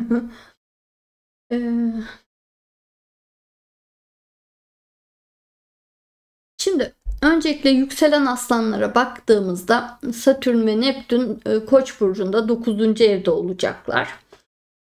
Şimdi bu durum öncelikle yükselen aslanların büyük bir motivasyon hissetmesi anlamına geliyor. Çünkü aslan bir ateş burcu, koç da bir ateş burcu ve bu oluşum gerçekten hani başta da anlattığım gibi bir nükleer enerji denklemi yaratıyor gibi büyük bir coşku ve heyecan var. Aslında aslanlar hayatta böyle gerçekten onları heyecanlandıracak kadar büyük bir şeyin çıkmasını beklerler. Hani hep kendileri için yaşarlar, kendilerini gerçekleştirmek isterler. Ama bir noktada da böyle büyük bir şey olsun, yani hani buradan işte ne bileyim zengin olayım, köşeyi döneyim, işte şirket kurayım, çok büyük başarılar elde edeyim şeklinde, yani onları böyle heyecanlandıracak, motive edecek ve tüm güçlerini ortaya koymalarını istetecek kadar büyük bir hedef olmasını isterler. İşte gökyüzünde bu hedefin belirlendiği zaman mutlaka bir noktada gelecekti. Bu noktada geldi. Bunun zamanı. Yani aslanlar gerçekten çok büyük bir motivasyon hissedecekler. Bu denklemin özelliği bu. Büyük bir avın peşine düşecekler. Öyle de diyebiliyoruz. Büyük bir hedef, bu hedef işte ne bileyim bir yere CEO olmak da olabilir. Aslan deyince bütün hedefler büyüktür. Pek mütevazi hedef düşünmeyiz aslında. Çok ünlü olmaktır ya da işte sosyal medya hesabı açıp orada işte milyonlarca takipçiye ulaşmak, işte influencer, YouTuber olmaktır falan gibi, ya da işte dünya çapında sanatçı olmaktır ya da ticaret yapmak, yurt dışına ticaret yapmak falan, ithalat, ihracat yapmaktır, çok büyük paralar kazanmaktır falan. Yani sizi gerçekten motive eden, heyecanlandıran büyük bir hedef belirleyeceksiniz. Onu gösteriyor. Tabii ki Aslan da aslında Satürn'ün zararlı olduğu bir burçtur. Aslan da bayılmaz Satürn'e. Koç zaten düşük dedik, hiç bayılmaz. Diğer sorumlulukları ihmal etmesi, diğer sorumlulukları halledememe riskiniz olabilir. Ama şöyle de bir durum vardır. Aslan çok dikkat çekici bir yükselendir. Yani ateşlerin hepsi çok dikkat çekerler ve bu da çevrelerinde insanların oluşması anlamına gelir. Yani mutlaka siz bu kadar büyük oynadığınızda destekçileriniz, hayranlarınız, birileri oluşacaktır ve hani o açıklarınızı kapatan birileri mutlaka olur. Yani aslan denkleminde bunu başarmak aslında kolay oluyor. Çünkü hani size zaten 9. ev keyif aldığımız şeyler. Yani 5 ve 9'da keyifli, hayatın keyifli yüzü var. Zaten burada verdiği sorumluluklar da o yüzden keyifli sorumluluklar. Hani sanatçı kaprisi diyoruz ya, hani herkes onu tanıyor, işte sokakta rahatça yürüyemiyor, gezemiyor, hayranlarından falan gibi. Hani öyle dertleri, sorunları oluyor ya, hani o da zordur tabii, yaşamadığımız için bilemeyiz belki ama o da zordur muhtemelen. Yani biraz böyle hani keyifli sorunlar ya da hani ya da ne bileyim her gün kanala çıkan birinin işte her gün giyimine, işte makyajına, hazırlığına bir sürü zaman harcaması gibidir. Yani böyle daha farklı bir iş yapıp o işle ilgili diğer işlerde olmayan bazı ekstra çabaların gösterilmesiyle ilgili bir fikir vardır 9. evdeki sorumluluklarla.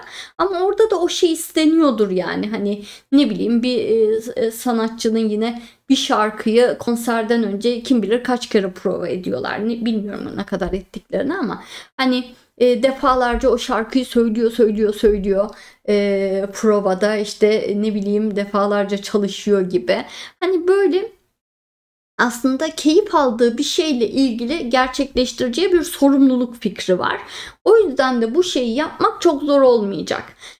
Ya da işte belki işte sosyal medya hesabı açıyor, her gün işte açıyor, konuşuyor falan gibi, ama bu istediği bir şeyde konuşuyor. Yine istediği bir şey. Yani özünde burada bir şeyi çok istiyor ve o şeyle ilgili gelen sorumlulukları da yapması gerekiyor. Çoğunu da keyifle yapacak, istediği bir şey olduğu için. İstemediği şeylerle ilgili de mutlaka işte ona inanan destekçiler, birileri oluşacağı için, hayranlar oluşabileceği için ya da ne bileyim başka türlü çevresinde hızlıca işte aslan zaten hani yönetici bir burç, çalışanlar alabileceği için falan gibi bir denklemle bunu mutlaka çözecektir. Aslan bu kadar büyük bir potansiyel gördüğü hiçbir şeyin ucunu bırakmaz. Hani mutlaka sonuna kadar gider. Aslanın o sabitliğinin sabrını ve gücünü unutmamak, inadını, hırsını unutmamak gerekiyor.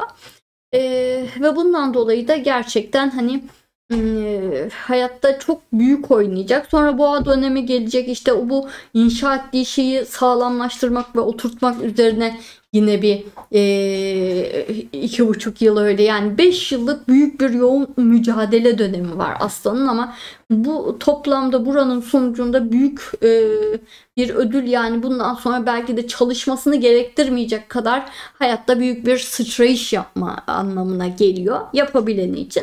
Yapamayanı tabii ki yine bir şeyler elde edecektir, ama yine sonra hayata çalışarak devam etmesi gerekecektir. Diğer hiç çalışmıyor değil de hani geldiği güzel bir konumun bonusuyla devam ediyor. Yani artık ekstra bir çabaya gerek yok, o zaten bir noktada başardı gibi bir anlamlara geliyor. Tabii ki bu denklem aynı zamanda bir startup kurması gibi de olabilir, söylemediysem. Startup'a birebir uyuyor çünkü bu Satürn Neptün denklemi. Ama hani sosyal medya, YouTuber'lık, influencer'lık onlara da uyuyor, ticarete de uyuyor, ama startup'a da özellikle uyuyor. Akademik alanda burası, ama hani akademik alanda o kadar büyük bir potansiyel var mı bilmiyorum aslanı cezbedecek kadar. Ama tabii ki hani profesör olmak yetmeyecektir, dekan olmak falan isteyecektir bir yükselen aslan. Aslan her şeyin en fazlasını ister çünkü. Hani bu alanlarla ilgili bir şey hedefleyecek ve büyük ihtimalle de elde edecek, onu gösteriyor. Yani başardığında da hayatın geri kalanını keyifli, zevk, sefa içinde geçirebilir zaten, hani daha minimum bir çabayla. Öyle bir şey var. Başka bir şey diyecek miydim? Tabii ki bu süreçte hani Plüton'un 7'de olduğunda unutmaması gerekiyor. Zaten burada da o ekstra sorumlulukları taşıyabilmesi için hani Satürn Koç'ta sadece istediği şeyi yapıyor ve gereken diğer sorumlulukları ihmal ediyor ya. Onlar için yine sağ kol gerekiyor. Plüto da 7. evde, doğru bir sağ kol, doğru çalışanlar, doğru birilerinin çevresinde olması lazım. En büyük tehlikesi bu. Yoksa hani bu süreçte öyle büyük bir şey istiyor ki yalnız hareket ettiğinde işte o diğer sorumlulukları da altından kalkamayacağı, ihmal edeceği falan için mutlaka rakipleri onu eler anlamına geliyor. O yüzden birileriyle hareket etmek zorunda. İlk sorumuzu aktarıyorum. Hı hı. Benim sorularım.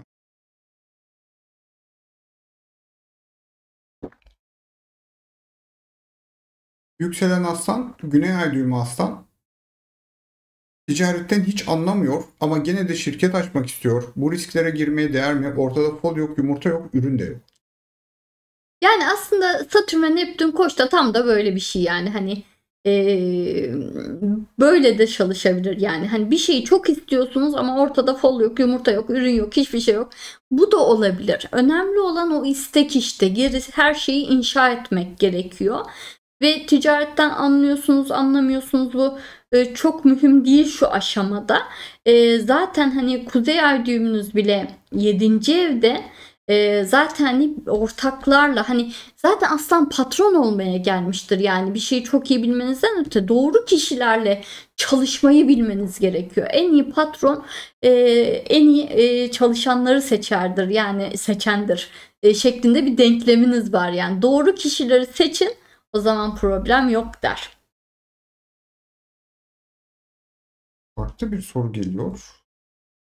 Yükselen Aslan, Kuzey Ay düğüm Başak. İstediği hayatta değil. Yaş geçiyor, 27. Yeteneklerimle hayatta kalıcı bir şey bırakmadan hayat bitsin istemiyorum. Bir anda her şeyi bırakıp sıfırdan başlamak Satürn'den destek alır mı?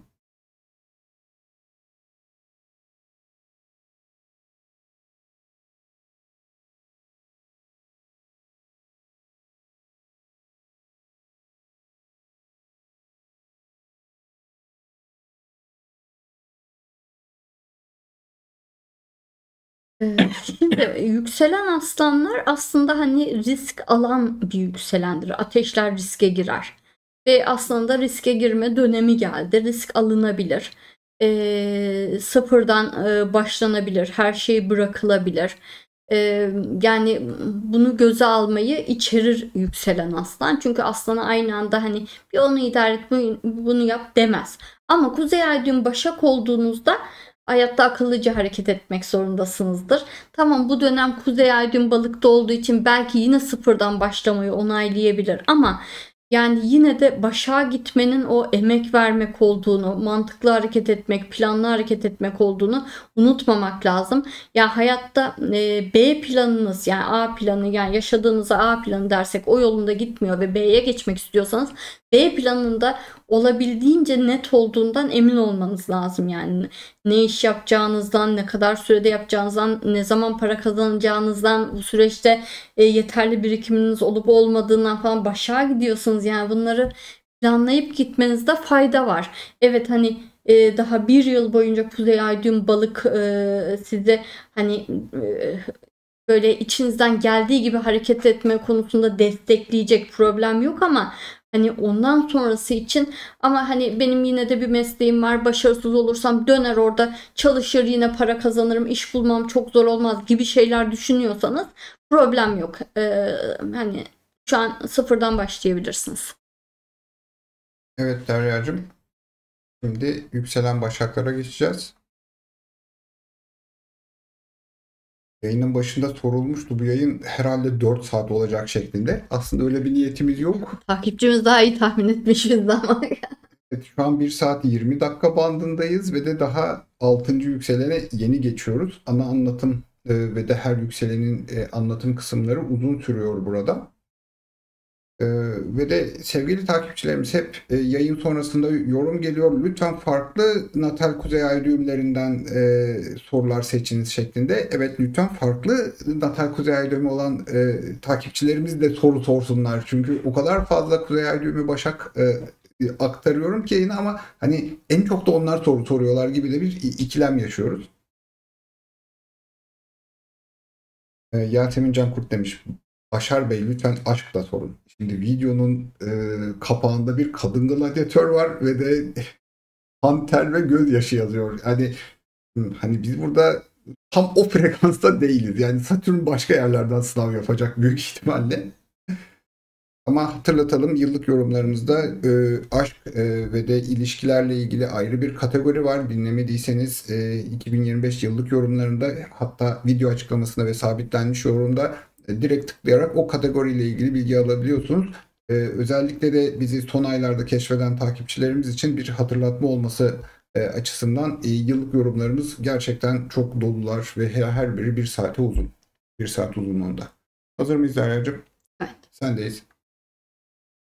Yükselen Başaklara baktığımızda Satürn ve Neptün 8. evde Koç burcuna geçiş yapıyorlar. Neptün geçti, Satürn de geçmek üzere işte.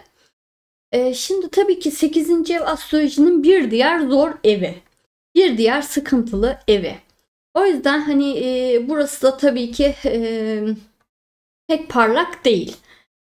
Öncelikle şey gibi, yükselen başaklar için bu 8. evi Koç'ta yaşamak böyle çıldırmış bir dünyada hayatta kalmaya çalışmak gibidir. Yani bir yaşam savaşı gibidir. Yaşam mücadelesi, hayatta kalma, ayakta kalma mücadelesi gibidir.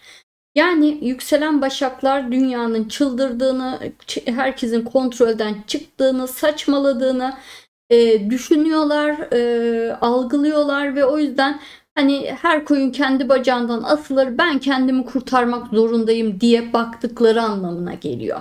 Yani kendilerini nasıl kurtarırlar, kendilerine nasıl güvende tutarlar, buna odaklanacaklarını, bununla ilgili temel bir içgüdülerinin uyanacağını gösteriyor bu Satürn-Neptün birleşimi Koç'ta. Ve o yüzden de hani baktıkları her yerde kriz görecekler, baktıkları her yerde bir sorun görecekler.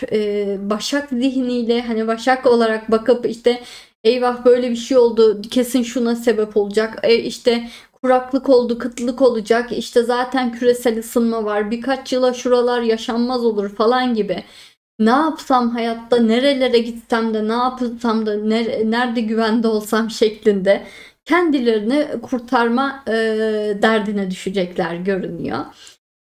Her şey bu kadar kötü mü? Değil elbette, ama onların bakış açısıyla Güney Ay düğüm de burada zaten bir yıl daha. Hani her şeyi ters görecekler. Güney Ay düğüm gider gitmez de pozitif görmeye başlamayacaklar zaten. O kadar hızlı düzelmiyor maalesef Başak enerjisi. 12. evde de gayet sinir olmaya devam edecekler maalesef. Yani sürekli çıkabilecek sorunlara önlem aldıkları bir dönem başlıyor aslında. Şuradan şu tehlike gelebilir, buradan bu tehlike gelebilir, oradan o olabilir şeklinde bir durum gerçekleşiyor. Ama tabii ki dünyada da gerçekten hani böyle bir dönem var aslında. Temel olarak o yüzden o başlığı attık. Yani bu aya geçtiğinde 9. ev gibi parlak bir eve geçecek ve orada kendilerini tamamen huzurlu bir düzenin içine koymuş olacaklar. Tabii ki o huzurlu düzen bir noktada hani aşırı bir keyif içerebilir, aşırı bir rahatlık içerebilir. Sonra ikizlere geçtiğinde tekrar hareket gerekecek falan, ama hani temelde kendilerini her anlamda güvende tutacakları bir hayat, yeniden bir hayat inşa edecekler anlamına geliyor. Belki bazısı harita güçsüz olduğu için şikayet edip söylenerek bu yılı geçirecek. Bazısının haritası daha güçlü olacak ve hemen bugünden itibaren, yani 25'inden itibaren planlar yapıp işte mutlaka şunu yapmalıyım diye hızlıca eylem planları yaparak geçecek. O kadar hıza gerek yok gerçi. Ve hani bunları yaparken başka sorunlar, başka krizler görecekler. Onlara önlem bulmaya çalışacaklar falan filan. Yani böyle bir denklemde gidiyor aslında. 8. ev para evi. Özellikle de parasal olarak hani sıkışır mıyım, iş kapanır mı, işimi kapatmam mı gerekir? Bununla ilgili de işte borçlanmak doğru mu, borca gireyim mi, kredi çekeyim mi, çekmeyeyim mi? Bunlar da yaşayacakları temel soru işaretlerinden bazıları. Ama sonuçta hepsinde biraz güvenli adım atacaklar. Başak onlar çünkü biraz garantici ve güvenli adım atacaklar. Bu güvenli adımlar da onları birazcık zarar ettirebilir. Belki biraz daha böyle bazı noktalarda daha esnek davranmaları da iyi olabilir. Yani aşırı akılcı, mantıkçı, garantici değil de bazen de biraz riske girmek, biraz çılgın adım atmakla iyi olabilir. Yani hiçbir şey dört dörtlük güvenli ve sağlam değil. Bunu bilerek ilerlemek gerekiyor. Yani belki bilmedikleri bir yere taşınacaklar, çok da emin olmadan. Belki işte bilmedikleri bir yere taşınıp orada bir işe girişecekler, krediler çekip falan. Ama biraz da gözü karartmak gerekiyor. İlk sorumuzu aktarıyorum. Yükselen Başak, Kuzey Ay düğümü Aslan. Satürn 7 çok zorlandı. İlişkiler bitti, aldatıldık. Satürn 8'de de ölüm ve borçlar ile zorlanacaksınız diyorlar. Sizin önerinize ihtiyacımız var.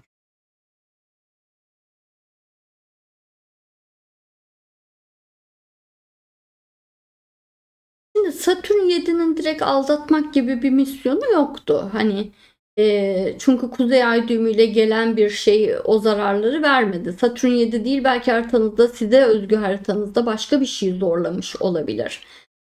Ona bakmanız gerekebilir. Zaten bu yılın başından beri bu Güney Ay düğüm Başak denklemi yüzünden aslında 7. evdeki kişileri kaçırıyorsunuz. Hani çok zorluyorsunuz ve kaçırıyorsunuz. Onları hani üzerine gidiyorsunuz ve onlar da hani ne yapacağını bilemeyip saçmalıyorlar gibi bir denklem oluştu. Belki başka bir transit alıyorsunuz. Ondan bu kadar sıkıntı yaşadınız. Kuzey Ay düğüm transitte bile olsa olduğu yerde aslında temel olarak sağlam bir şey vardır. Onu unutmamak gerekiyor. 8. ev ölümle mi zorlar? Koç ölümü simgelemez temel olarak 8. evde bile olsa. Yeni bir hayatı simgeler. Hani şey olabilir belki, hani haritada çok büyük sorunlar var ve büyük bir hastalık yaşanıyorsa, o zaman o hastalıktan arınmak için hani ne bileyim uzun yaşamın olduğu blue zone'lara gidip orada sıfırdan bir hayata başlamak gibi yeni bir hayat verebilir, ya da bir hastalıkta böyle ölümden dönmek gibi bir şey verebilir, ama yeni bir hayat ve hayat demektir. Yani Koç başlangıcın burcudur, sonun değildir. Yani pek ölüm anlamına gelmez. O yüzden hani ölüm teması daha düşüktür. Ama hani bir şekilde haritanızda çok zorlu şeyler vardır ve hani belki ailenizde de yaşı hani 80 üzeri birileri vardır. O zaman ölüm de getirebilir. Öyle bir ihtimal de oluşabilir.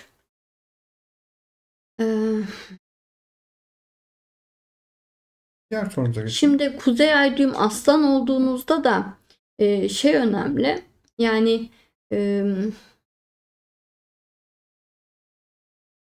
Yani hayatta böyle daha mütevazi olmayı öğrenmeniz gerektiği, daha böyle çok büyük şeyler hedeflememeniz gerektiği, büyük şeyler hedeflediğinizde işte bu aldatılma, dolandırılma, kandırılma gibi, kullanılma gibi şeylere daha çok rast gelebileceğiniz gibi anlamlara gelir. Hani iyi, yani insan seçerken dikkat etmelisiniz her şeyden önce. Diğer sorumuza geçiyoruz.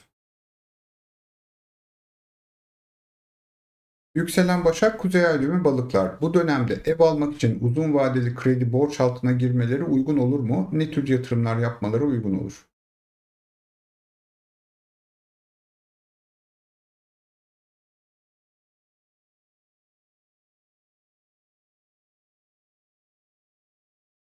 Şimdi öncelikle tabii ki hani burada kredi çekmek, borca girmek, bunların hepsini gösteriyor zaten Satürn burada. Hani kendilerini güven almak, sağlama almak için. Ve hani Satürn hem çek der, hem hani mutlaka çek der, ama o çektiğiniz krediyi geri ödemek çok kolay olacak demez. Onu bilin yani, hani onu ödemeniz kolay olmayacak. Bazı sorunlar olacak ama yine de çekmeniz doğru.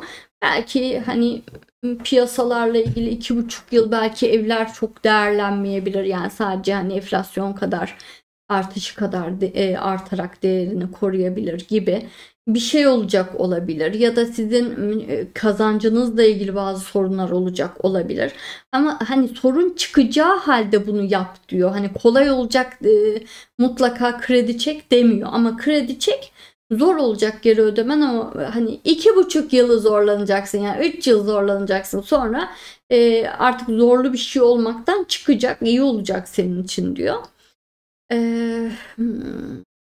Ne tür yatırımlar? Tabii ki Koç riskli yatırımları gösterir, ama hani o riskli yatırımlarda da hani çok dikkatli olun, çünkü burada hani o yatırdığınız şey bir anda hani %50-60 değer kaybetmesi, sonra %200 fırlaması gibi, yani kriptolar gibi şeyleri gösteriyor Koç açıkçası. Gerçi şu dönem borsa da biraz öyle galiba. Hani sürekli bir düşüyor çıkıyor, ne oluyor belli değil. Dediğim gibi akrep enerjisi dengelenmedi çünkü. Yani riskli yatırımları gösterir 8. ev. Riskli bir yatırımdan o psikolojinizi sağlam tutar ve o düşüş çıkışlar, oralarda dikkatli olabilirseniz en sonunda yatırdığınız bir şey çok değer kazanabilir. Onu gösterir riskli yatırımlar anlamında. Ama Kuzey Ay düğümde balıksınız. Kuzey Ay düğüm balık 7. ev olmak öncelikle hani hayatta hani eşiniz, sevdikleriniz yani size böyle yol gösteren hani tatlı tatlı yol gösteren böyle umulmadık anda böyle bir anda böyle bir cümlelerle size yön veren, işaretler veren insanların olacağını söyler. Bazen yolda rastladığınız biri de olabilir. Bazen işte bir yayında dinlediğiniz biri de olabilir. Eşiniz olabilir, ailenizden biri olabilir. Yani hayatın size birileri aracılığıyla işaretler yolladığını gösterir. Öyle bir işaret aldığınızda mutlaka uyumanız gerektiği anlamına gelir. Bunu da yatırım anlamında şöyle düşünebiliriz. Biri size çok cazip bir ev var, hadi bunu al dediyse onu dinleyin. Biri size hani şuna yatır çok kazanacaksın dediyse, denk geldiyse dinleyin.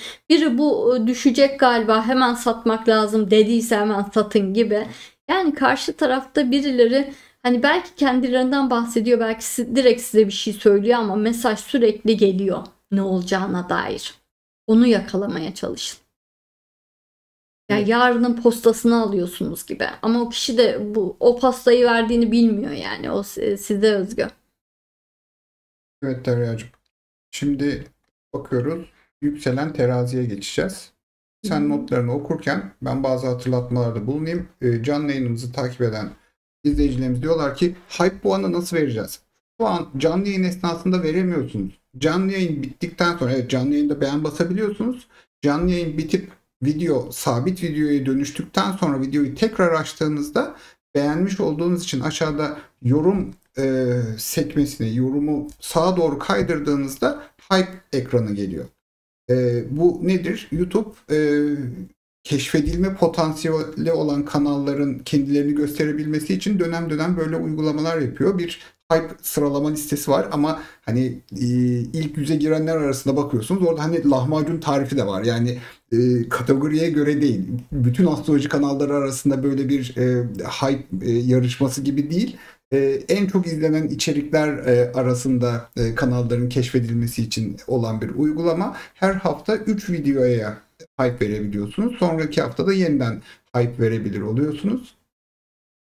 Ve bu konuda sizden ricamız yayın esnasında gerçekten çok güzel beğeniler geliyor. Şu an 1000 kişi canlı olarak izlemekte. 660 beğenideyiz. Yayın sonunda 1000'e yaklaşıyor beğeniler. Ama bu izleyicilerimiz bir sonraki haftaya kadar videoya tekrar girmedikleri için bu hatırlatmalarımızı göremediler. Geçen haftaki videonun altına not olaraktan ekledik. Çünkü biz de video yayınlandıktan sonra fark ettik. Aha YouTube hype sıralaması için bizi seçmiş diye. Dolayısıyla yayınımıza beğen basan tüm takipçilerimize de hype puanı verseydi ilk yüzün en tepesine yerleşecektik. Öyle bir senaryo söz konusu. Hype puanlarınızı bekliyoruz. Bakalım ne olacak? Biz de heyecanlıyız bu konuda. Hazırsan Derya'cığım sendeyiz. Yükselen terazilere baktığımızda Satürn ve Neptün 7. eve Koç burcuna geçiyorlar. Şimdi tabii 7. ev öncelikle hani burada büyük bir enerji var ama bu enerji sizde değil karşı tarafta anlamına geliyor. Karşı tarafta böyle heyecanlı, hayat dolu, idealist, hayalci birileri olacak yani.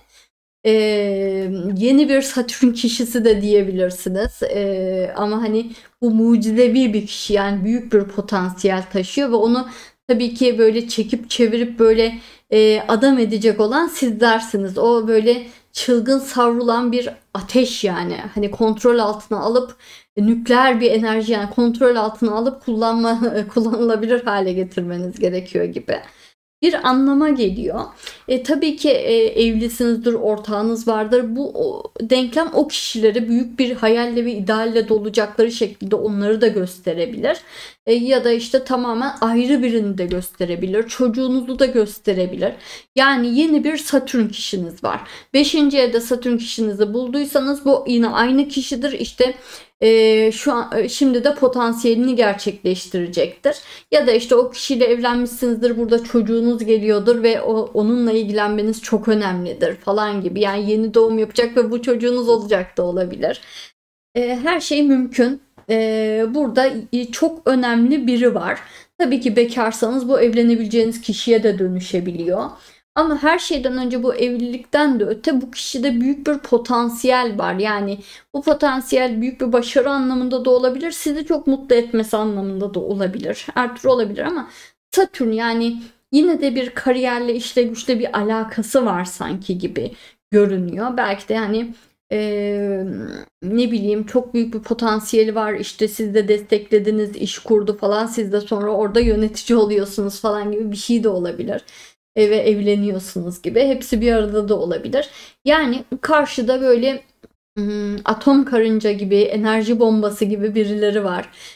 Hayalci, idealist, hayat dolu,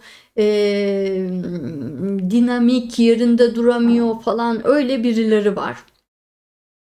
Ve o kişilere kesinlikle yön vermelisiniz. Mutlaka kuvvetli bağlar kurmalısınız. Ve ona hani tatlı tatlı kontrol etmelisiniz yani çaktırmadan. O zaman kendini de sizi de büyük bir başarıya taşıyacak görünüyor.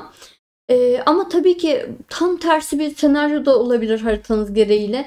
Belki de çok önemsediğiniz ve sevdiğiniz biri depresyona girip hayatta dibe vuruyor gibi de olabilir. O zaman da onu ayağa kaldıracaksınız ve destekleyeceksiniz. Sonra tekrardan motive olacak, güçlenecek ve kendini de sizi de gururlandıran bir şeyler yapacak şeklinde bir anlama geliyor. Tabii ki hani Satürn Koç'ta düşük durumdadır. Hani ve orada büyük bir sıkıntı var ama bu sıkıntı temelde kendi her sorumluluğu taşımadığı için. Ama sizin haritanızda 7'de ya siz onu destekleyip geri kalanı yapamadıklarını, gözden kaçırdıklarını yaptığınızda başarı garanti oluyor. Çünkü burada iki kişisiniz zaten. Sizin de öyle bir derdiniz yok. Onu yaparım, bunu yapmam şeklinde bir derdiniz yok zaten. Hani Satürn'ü zaten iyi kullanıyorsunuz. Temelde hani terazi Satürn enerjisiyle barışık bir yükselendir. O yüzden hani burada da başarı garantiye yakın yani. Öncelikle böyle bir şey var sizin desteğinize. Siz sahip çıkar işte onu arkasını toparlarsanız her şeyi başarabilir görünüyor. Böyle bir denklem ve onun günün sonunda sizi kariyer sahibi de yapabilir, evlenebilirsiniz ya da bu kişi çocuğunuz olup gurur duyacağınız bir çocuğa da dönüşebilir. Her şey olabilir. Ortağınızsa onun hayalleriyle işi çok büyütebilirsiniz falan gibi bir anlama geliyor. Tabii ki bu denklemde aynı zamanda birileri çekip giderse de hiç üzülmeyin, gittiklerine pişman olurlar, size geri dönerler. Affedip affetmemek size kalmış ama bu dönem yine de hani siz istediğinizi seçebilirsiniz ama hani gelene de git dememekte yine fayda olabilir bir sürede. İlk sorumuzu aktarıyorum. Pardon alıyorum. Yükselen teraziler arasında Satürn'ün natalde birinci evde olanlar Satürn Koç transitini daha mı ağır geçirirler? Birinci evin doğal burcu Koç olduğu için bir tür Satürn döngüsü gibi çalışabilir mi? Kuzey Ay düğümü ikizlenmiş. Şimdi Satürn teraziler Satürn Koç'u işte karşıt açıda zirve dönemi olarak görecekler. Satürn döngüsüyle alakalı bir durum bu. Ve bu da hani aslında onlar için büyük bir başarı döneminin geldiği anlamına geliyor. O yüzden karşılarına gerçekten böyle desteklemelerini hak edecek, gerçekten çok potansiyel sahibi ve onların da çok sevebilecekleri birileri çıkıyor. O yüzden bu bir ödül. Onlar için bir ödül süreci. O kişiyle uğraşmak bile keyifli olacak yani Satürn teraziyseniz. Yaramaz çocuk gibi gelecek size bir anlamda. Hani karakteri ama çok akıllı, becerikli bir şey yani. Büyük de bir potansiyel taşıyor. Bunu da net görüyorsunuz zaten.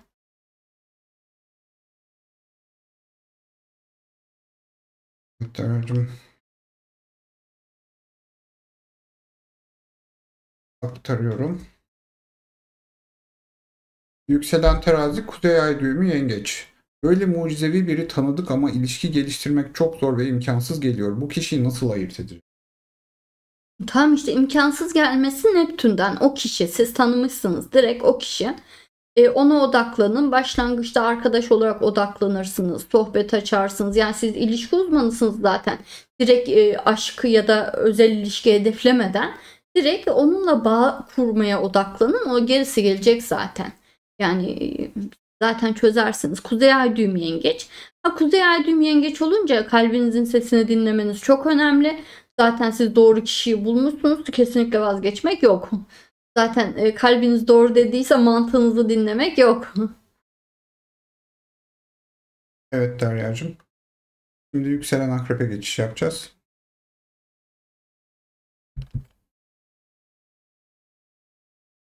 Bir yandan da kontrol ediyorum. Anketimiz devam ediyor.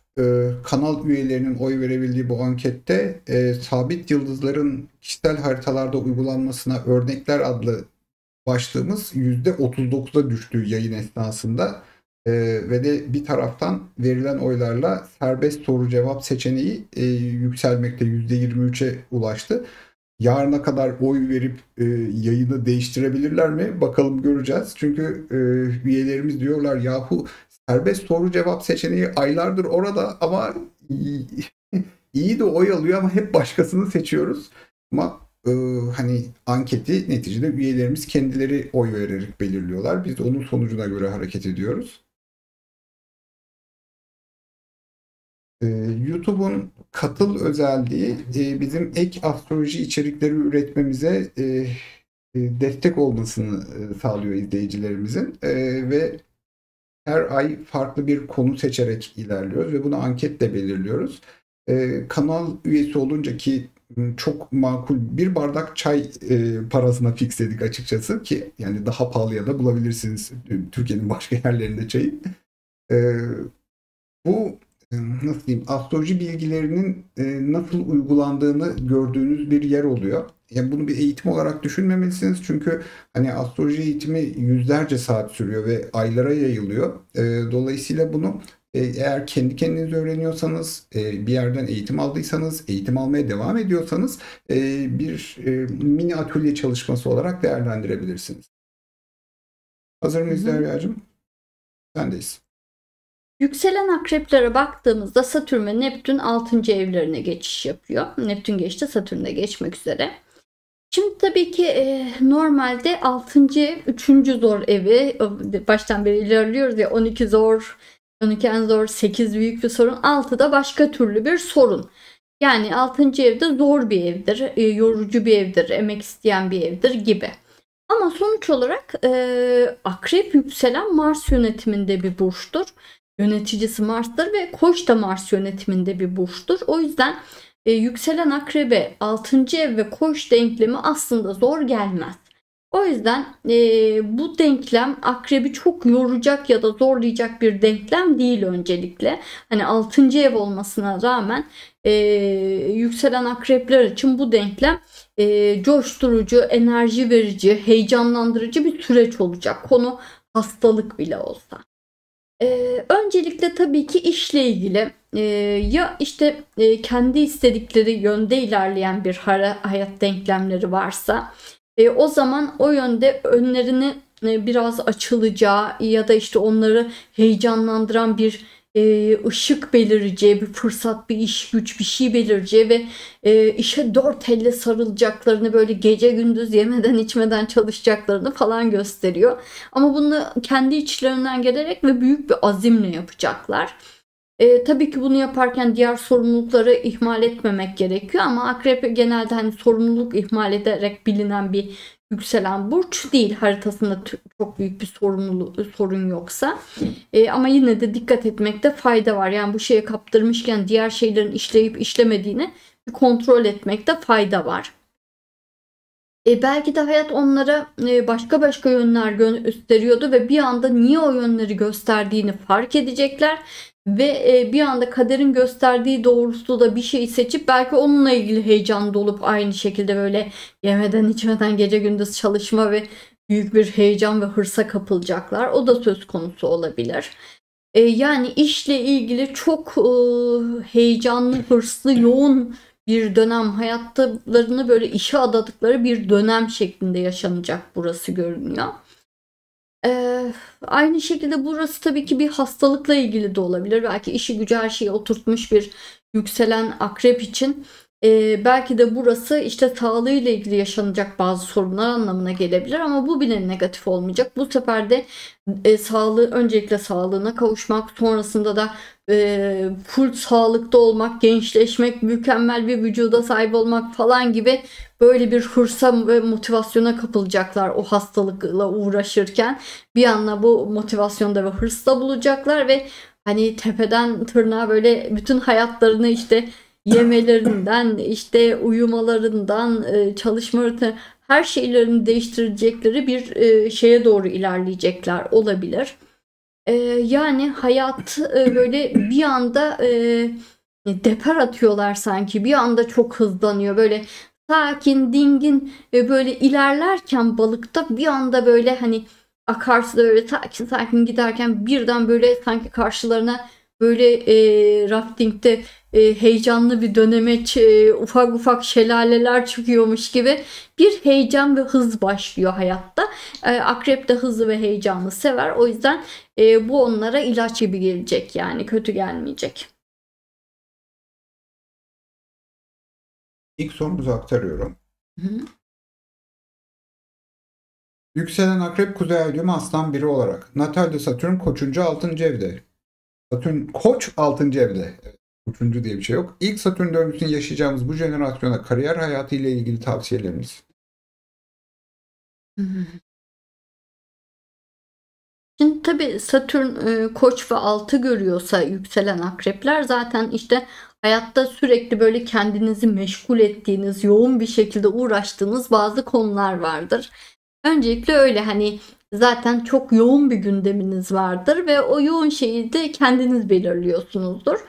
Bu yoğun şey tabii ki illa çalışmak olmayabilir. Belki gece gündüz bilgisayar oyunu oynadınız. O da olabilir. Yani siz bir şeyi çok yoğun yapıyordunuz. Öncelikle bunu anlatıyor. Şimdi o yoğun yaptığınız şeyi bir işe güce çevirmenizle ilgili bir fikir olabilir. Her ne yaptıysanız ve o nasıl işe dönüşecekse.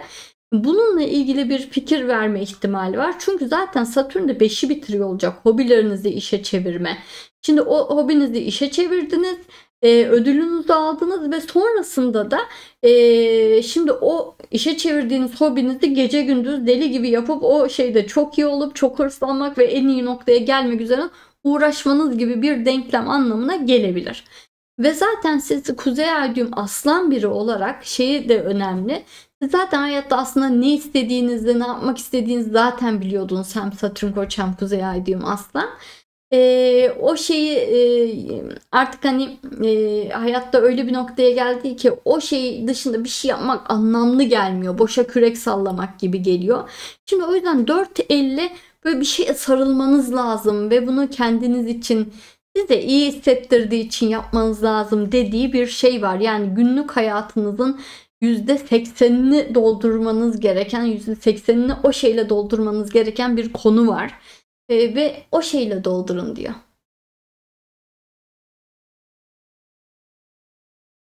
Yükselen akrep kuzey ay düğümü ikizler. Sağlık ve kariyer düzelir mi?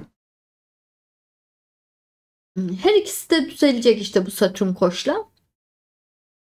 Sağlık işte başta zorlayabilir.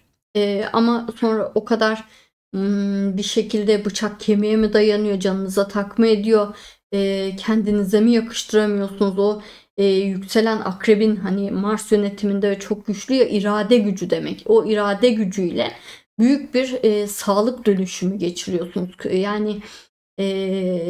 Yani tamamen hastalığı yenmek, tamamen çok hastalıklı bir halden full sağlıklı bir hale geçmek gibi bir anlama geliyor. Bununla ilgili yapacaksınız ama tek yönlü yapmamaya dikkat edin işte sağlık konusunda belki. Yani tek yönlü derken hani sadece beslenme değil, sadece spor değil, sadece uyku değil, hepsi bir arada gibi. Buna dikkat edin ve doktora da gitmek gibi. Tabii bu dönem biraz daha alternatif tıp dönemi ama yine de hani bir yerlere gidin gibi. Kuzey ay düğüm ikizler olduğunda hani doktora gitmek hala güvenli. Siz kuzey ay düğüm ikizlersiniz çünkü. Doktora da gidin.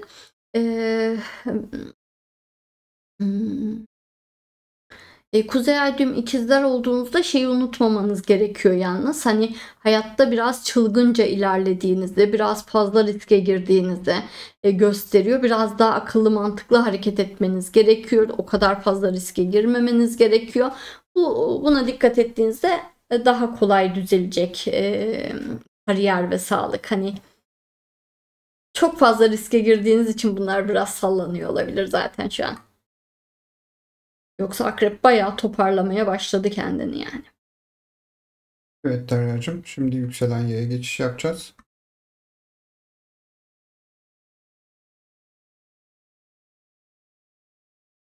Evet, takipçilerimizden Evliya Çelebi demiş. Baştan beri izliyorum. 300-500 izleyici vardı. Yükselen terazide 1000 kişiyi buluyor. Acaba yükselen terazilerde daha çok soru cevapla hakkımı tanısanız. Bu yaşadığımız bir durum. Tam ortadaki yükselenlere Başak, Terazi gibi aynı anda en çok kişinin izlediği an oluyor ama hani yükseleni izleyenler yavaş yavaş çıkmaya başladığı için sayı gittikçe azalıyor yayın esnasında. Ayrıca şöyle de bir durum yaşıyoruz. Mesela video canlı yayına katılıp en baştan izleyen izleyicilerimiz de oluyor. Onlar mesela o anda yükselen terzide değiller. Onlar daha giriş kısımlarında oluyorlar. Hani kimi takipçilerimiz öyle yapmayı da tercih ediyorlar. Kimileri de videonun bulunduğu noktaya atlayıp oradan canlı yayını canlı olarak izleyenler de oluyor. Şöyle bir gerçek var. Daha önümüzde 1, 2, 3, 4, evet 4 tane daha yükselen var. En az 30 ila 40 dakika demek ve de hani Derya'nın son yükselenlere de hakkaniyetli davranarak yorumlarını net bir şekilde yapabilmesi için zamanı iyi kullanmaya çalışıyoruz. Derya'nın anlatacak çok şeyi olduğu yayınlarda soruların sayısını azaltmak zorunda kalıyor. Çünkü yaptırıp sorulara da daha uzun yanıtlar verdiği için dünya bir yere kadar. Derya'cığım sendeyiz o zaman.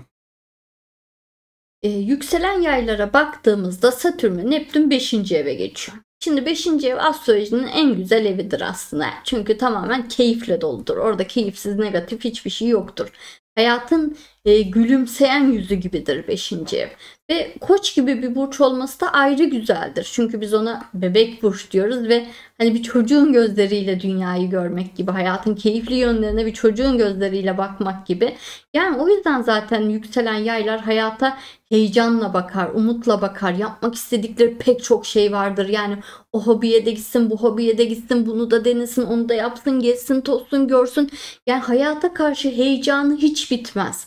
Ve bu Satürn ve Neptün hayata karşı heyecanını daha da coşturacak. Daha da heyecanla ve istekle, macera arayışıyla dolup taşacak. Onu gösteriyor. O yüzden çok sevecekler bu Satürn Neptün geçişini. 5. ev çünkü güzel bir şey, yani kötü değil. Önemli olansa şu. Şimdi evet, heyecanla dolmanız çok güzel. Hayatın tadını çıkarmaya odaklanmanız çok güzel. Ama burada yaşayacağınız deneyimler, çünkü hobiler konusunda pek çok deneyim yaşayacaksınız. İlişkiler konusunda çok deneyim yaşayacaksınız. İlişki hayatınız zaten rengarenk olacak yani. Tabii ki aldatma yay pek uyan bir şey değildir de hani çok güzel deneyimler. Belki devamı gelir, ruh eşine rastlarsınız. Bir kişi de olabilir. Belki birden çok kişi yaşanır bu dönemde. Hepsiyle de ayrı deneyimler, ayrı güzel şeyler paylaşır ve sonra yollarınıza devam edersiniz gibi şeyler de olabilir. Fark etmez. Yani aşk hayatınız çok renklenecek. Hobiler çok renklenecek ve bir şeye de tutkuyla bağlanacaksınız. Bu hobiyle belki hani hem hobide hem ilişkide tutkuyla bağlanacaksınız. Belki çocuğunuzda tutkuyla bağlanacaksınız. Belki üçüne bir, yani üç farklı şeye tutkuyla bağlanacaksınız. Hepsi olabilir. Yani çok yönlü çünkü değişken. Hepsine de onda yer var. Ama hani maksimum 3'tür bu yani. Daha fazla olursa da biraz sıkıntı olur. Hani bir ilişkiden sonra çocuk, bir de hobi. Ya da hani 2 hobi olur mu? O zor. Bir hobi olsa daha iyi olur yani. Böyle bir şeylere fokuslanacağınızı gösteriyor. Birine fokuslanıp diğerlerinde çok renkli şeyler de yaşayabilirsiniz. Birden çok tecrübeler. Yani mesela ilişkiye full odaklanmışsınızdır ama hobide oradan oraya sıçrayabilirsiniz. O da olabilir. Çünkü sizin harita denkleminizde pek çok deneyim içerir. Belki hani o kadar koşullarınız uygun ki işte 3 farklı şeyde ilerleyip hani ilerleyebilecek kadar hani imkanlarınız vardır. Belki hani birinde tutkuyla bağlanıp öbürlerinden deneyim yaşama imkanınız vardır. Fark etmez. Yani her durumda hayatınız çok renklenecek, heyecanla dolacak ve sizin de bu coşku ve heyecanı takip etmeniz gerekiyor. Ama mutlaka bir tane kafayı taktığınız ve odaklandığınız bir şey olmalı. Ya ilişki, ya hobi, ya çocuk. Çünkü bu temelde buna odaklandığınızda o size aynı zamanda çok seveceğiniz bir kariyerin yolunu açacak. Hani hayatta çalışıyor gibi hissetmeyeceğiniz bir kariyerin yolunu açacak. O yüzden bir şey tutkuyla bağlı olmalısınız. Hani o çocuğunuzsa da ne bileyim sonra çocuk bakımı üzerine hani belki bir sosyal medya kanalı ya da sonrasında çocuk üzerine bir iş yapacaksınız falan gibi. Fark etmez yani. Bu sonrasında bir iş fikrine dönüşecek ve o iş sizin çalışıyor gibi hissetmediğiniz, çok rahat, çok huzurlu, keyifli falan bir iş olacak. Çünkü mutlaka yükselen yayların çok keyifli işleri olması gerekir. Çünkü aksi halde o yay doğasını yaşayamaz ki sıkıcı ve bunaltıcı bir işle. Yani hayat işkenceye dönüşür yani onu değiştirmesi gerekiyordur. Böyle bir denklemi gösteriyor. Ve bu süreçte dediğim gibi ruh eşinizle rastlayabilirsiniz. Ve çok yoğun bir aşk yaşayabilirsiniz. Belki o taraf yani karşı taraf ulaşamayacağınızı düşündüğünüz kadar muhteşem görünen size görünen biri olabilir. Ya kariyer olarak ya güzellik yakışıklılık olarak ya da ne bileyim işte çok hayran kalacağınız biri. Ama ulaşabileceğiniz biri yani. Hani siz çok yukarıda görüyorsunuz başlangıçta kendinize göre. Ya da işte hobi gelecek. Ve hani çok heyecan duyacağınız bir hobi olacak. Ya da belki çocuk sahibi olacaksınız.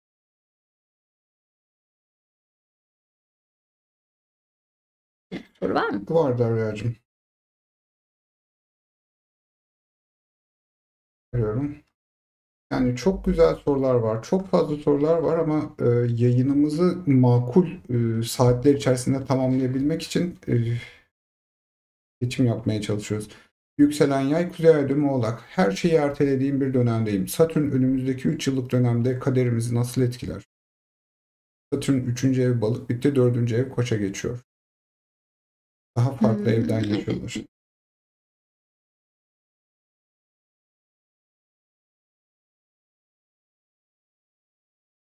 Şimdi tabii ki bir yükselen yay olarak Satürn'ü 3. yani balığı 3. evde görüp hani Satürn'ü orada yaşadıysanız her şey sizi böyle bir rölantiye almış olabilir gökyüzü. Hani bir dinlendirmiş, bir mola verdirmiş olabilir. Çok büyük bir sıkıntı değil yani her şeyi ertelemenizde falan sıkıntı yok. Şey gibi yay gerildi iyice rölantide sonra fırlayacaksınız. İşte bu da fırlama enerjisi zaten gökyüzünde. O yüzden bir sorun yok. Bir anda büyük bir heyecan duyacaksınız ve o heyecanı takip etmeniz gerekiyor. 4. ev koça yani koçu 4. evde gördüğünüzde ve orada 4'te görmeniz zaten hani tamamen sıfırdan yeni bir hayata başlıyorsunuz gibi bir etki yaratacak. Hayatınızdaki her şeyi temelden değiştirip hani büyük riskler alarak yeni bir başlangıç yapacaksınız. Onu gösterir. Sadece kuzey ay düğüm yay olarak şeye dikkat etmeniz gerekiyor tabii ki. Kuzey ay düğüm oğlak yay dedim ya. Kuzey ay düğüm oğlak olarak hani hayatta yani yay yükselenin şansına güvenebilirsiniz ama kuzey ay düğüm oğlak olduğunuz için kendi kaynaklarınıza güvenerek ilerlemenizde her zaman fayda vardır. hani aile kaynakları, ortak kaynaklar o kadar iyi gelmeyebilir size ya da oradan zannettiğiniz kadar destek gelmeyebilir. Tabii bu dönem bir Jüpiter geçecek, yine de bir destek olacak ama yine de siz kendi maddi manevi kaynaklarınıza güvenerek hayatta adım atmayı hiç unutmamalısınız.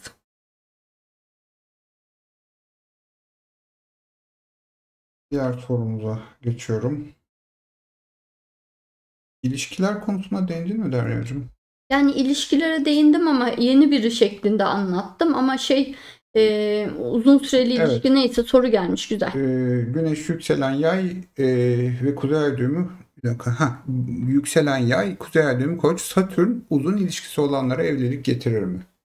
Şimdi Satürn burada ilişkisi olanlara, bu Satürn Neptün denklemi ilişkisi olanlara partnerin büyük bir heyecan duyacağını, bir özgürlük ihtiyacı oluşacağını gösteriyor ve ona alan tanınması gerektiği anlamına geliyor. Ona zaman tanınması, alan tanınması.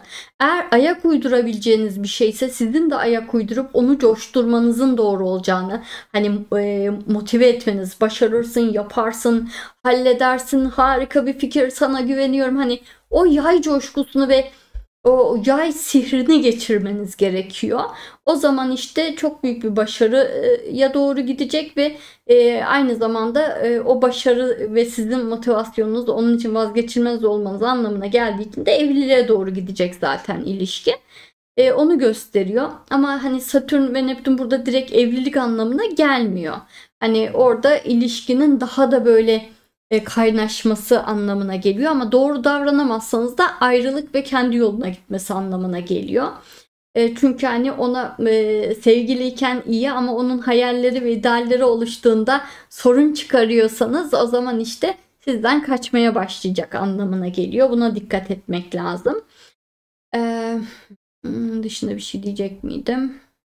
Evet. Kuzey ay düğüm, Kuzey ay düğüm koç olduğunuzda ee, evet. Kuzey ay düğüm koç.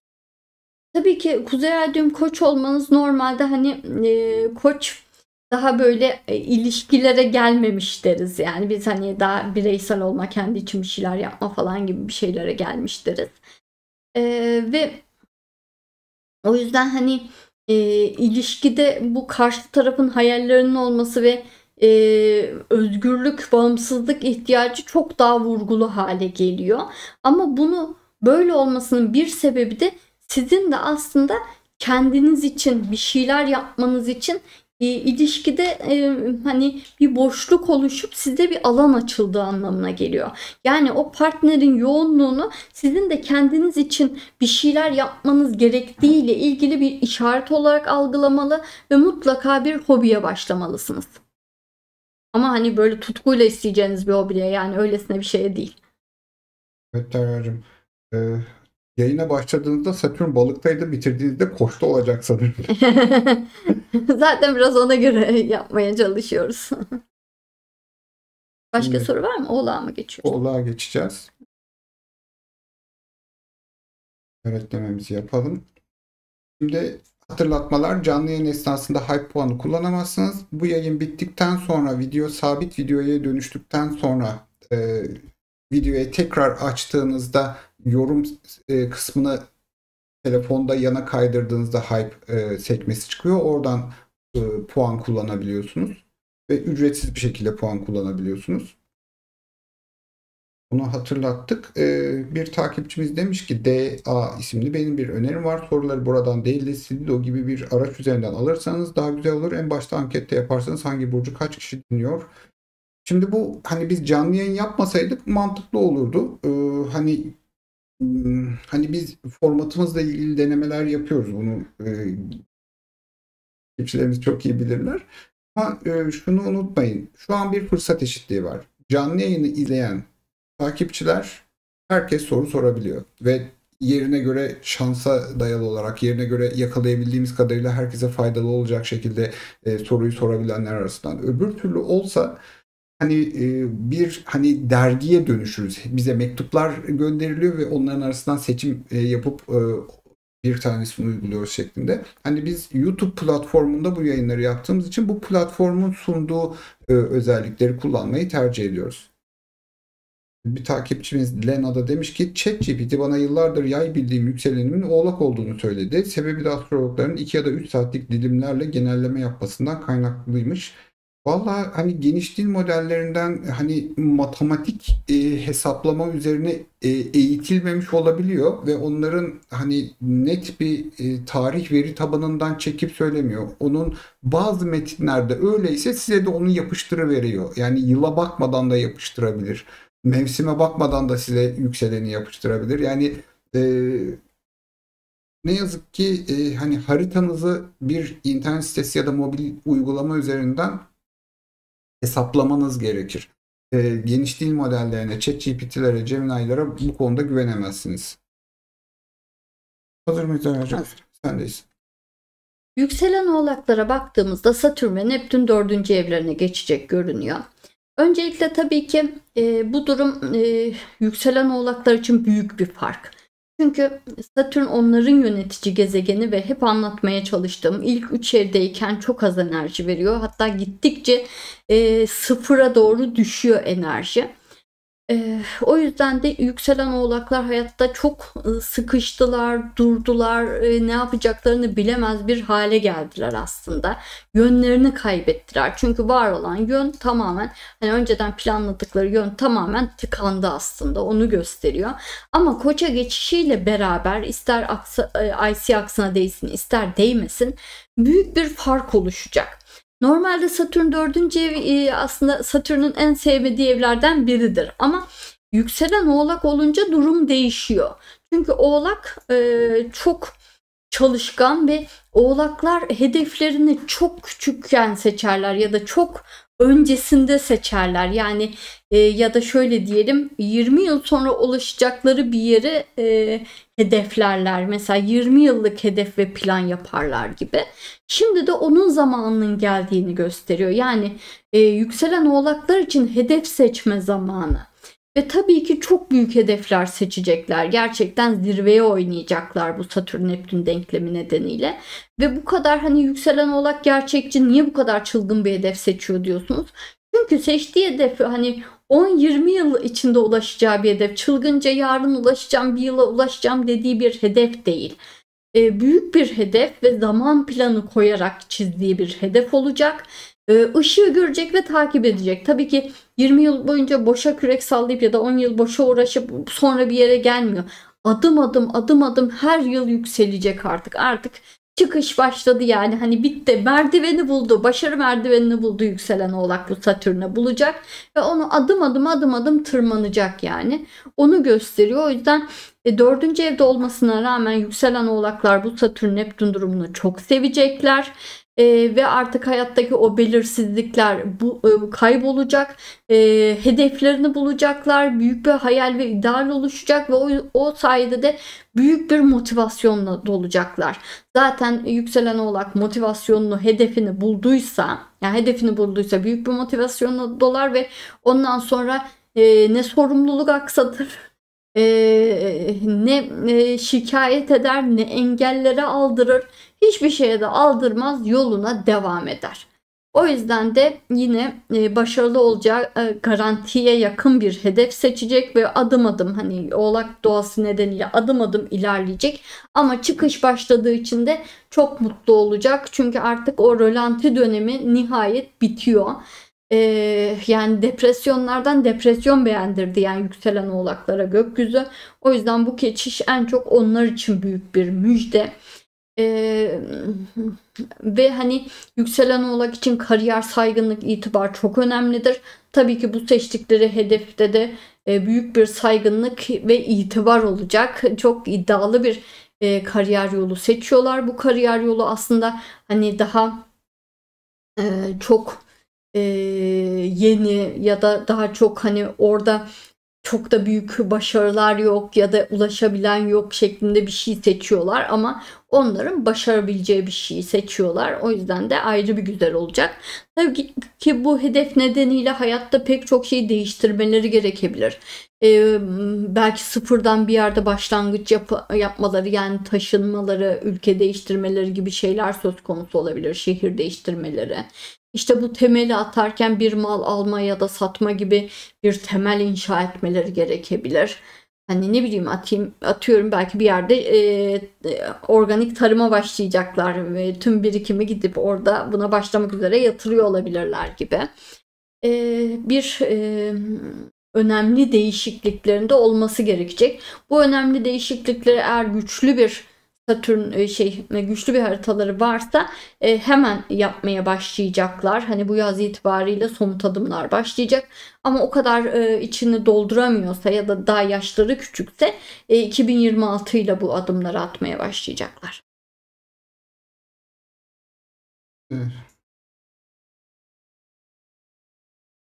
Ama Satürn tüm yükselenler için bu kan ter ve gözyaşı var, yani zorlu bir süreç de Oğlak için hani zaten normal, yani çalışmak normal, sorumluluk almak normal, hani uğraşmak normal. O yüzden hani onlar için ekstrem sayılacak bir şey gene yok yani. Hani bize onların hayatına baksak ekstrem sayılır da onların bakış açısıyla yok, yani çalıştık ne olacak, yine çalışırız şeklinde.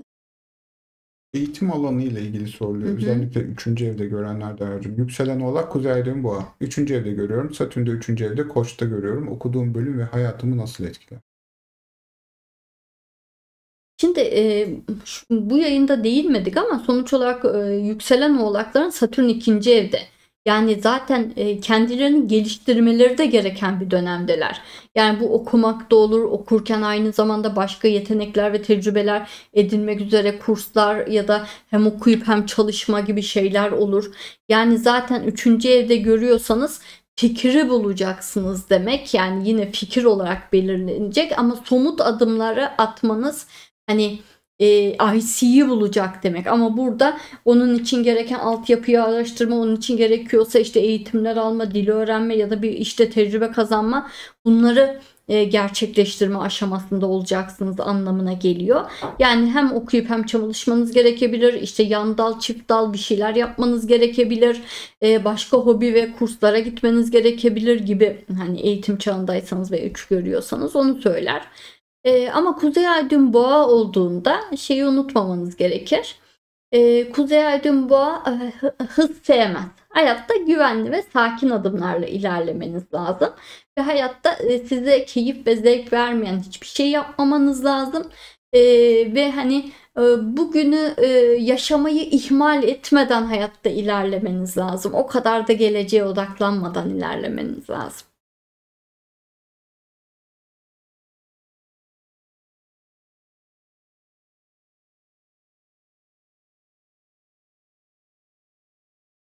Diğer sorumuza geçiyorum. Yükselen Oğlak, Kuzey Ay düğüm Balık. İş fırsatı hep sınav ile mi gelecek? İş konusunda rahat edemeyecek miyiz hiç? Onca çalıştım, başardım zaten, şimdi bir daha mı? Çok yoruldum.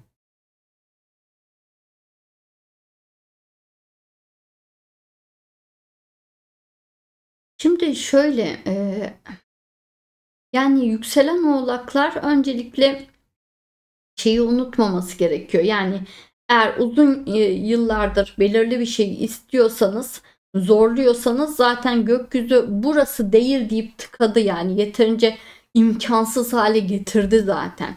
Belki tekrar mı sınav dediğiniz şey yani şu anki durumunuzla ilgili ise zaten orası değil, değiş dediği bir şey var. Yani o yüzden hani bunu da verseniz bir sınav daha çıkaracak olabilir. Benim burada anlattığım şey, bir şeye heyecan duymanız, coşku duymanız, ya bu çok güzel, her şeyi boş ver, ben bunu yapmak istiyorum şeklinde büyük bir motivasyon hissetmeniz demek. Yani çok yoruldum, bir daha mı uğraşacağım şeklinde bir enerji yok bu gökyüzünde. O enerjiyi hissediyorsanız yanlış bir şeye uğraşıyorsunuzdur. Orası tıkalı zaten. Onu gösteriyor. Burada yepyeni bir heyecan belirecek. Onu anlatmaya çalışıyorum. Şey zor tabii ki, Kuzey Ay düğüm Balık olduğunuzda şöyle bir sıkıntı vardır haritada. Kaderin sizinle ilgili daha büyük bir planı vardır. Ama siz hep kendi doğru bildiğiniz bir yolda ilerlemeye çalışırsınız. Ve önünüzde sürekli tıkanır. O yüzden şu an kader size o değil de başka bir şey mi demeye çalışıyor acaba? Yani size vermek istediği, bu dönem Kuzey Ay düğümde Balık'ta ya, size vermek istediği hayatın çok önemli bir mesaj var bugünlerde. Onu bırak, şuraya bak diyor sanki. Evet Derya'cığım. Yükselen Kovalara geçiş yapacağız. Şimdi takipçilerimizden Zeynep Kars demiş ki az önce sormak istediğim soruyu bir takipçimiz sordu. Ben de yükselen yay olduğumu düşünürken farklı sitelerde oğlak olduğum söyleniyor. Net olarak nereden öğrenebiliriz? Türkiye'de ne yazık ki yaz saati geçişleri bazı yıllarda keyfi olarak uygulanmış ve de bu Türkiye'de uygulanan değişiklikler dünyanın geri kullandığı saat veri tabanlarına tam güncel yüklenmemiş ve bu yüzden önceki tarihlerde hani ne yazık ki her site doğru sonucu veremiyor. Hani hangisi doğru veriyor, hangisi veremiyor bunu söylemek güç. Ama şunu diyebilirim.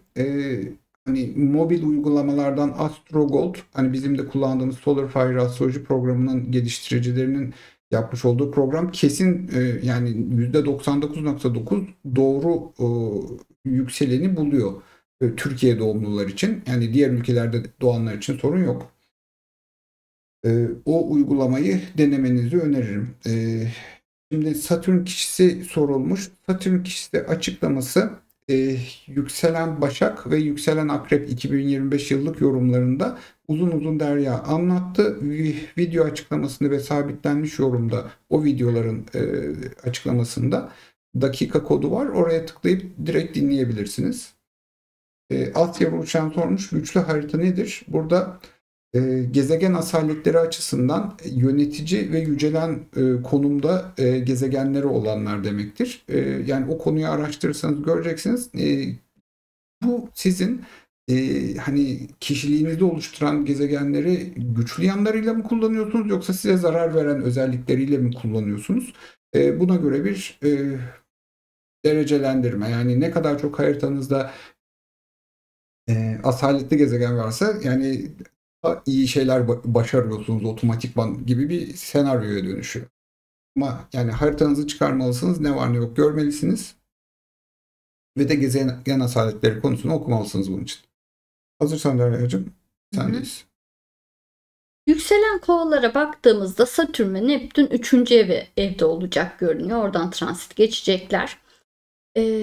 Tabii ki 3. ev zihin alanı. Öncelikle burada bu oluşum büyük bir öğrenme aşkını gösteriyor. Yani yeni bir konuya ya da bir alana dair büyük bir öğrenme aşkı duyacaksınız. Yani sürekli araştıracaksınız, okuyacaksınız, deneyeceksiniz, yanılacaksınız. Hani deney yapıyorsunuz gibi bir anlama geliyor. Bir konuda tecrübe edinmeye çalışıyorsunuz. Bir konuda hani yepyeni bir şey oluşturmaya çalışıyorsunuz ki zaten şeyi de unutmayın, Satürn size çok büyük bir ödül verecek balıktan giderken. Öncelikle bu yıl bir ödül alacaksınız.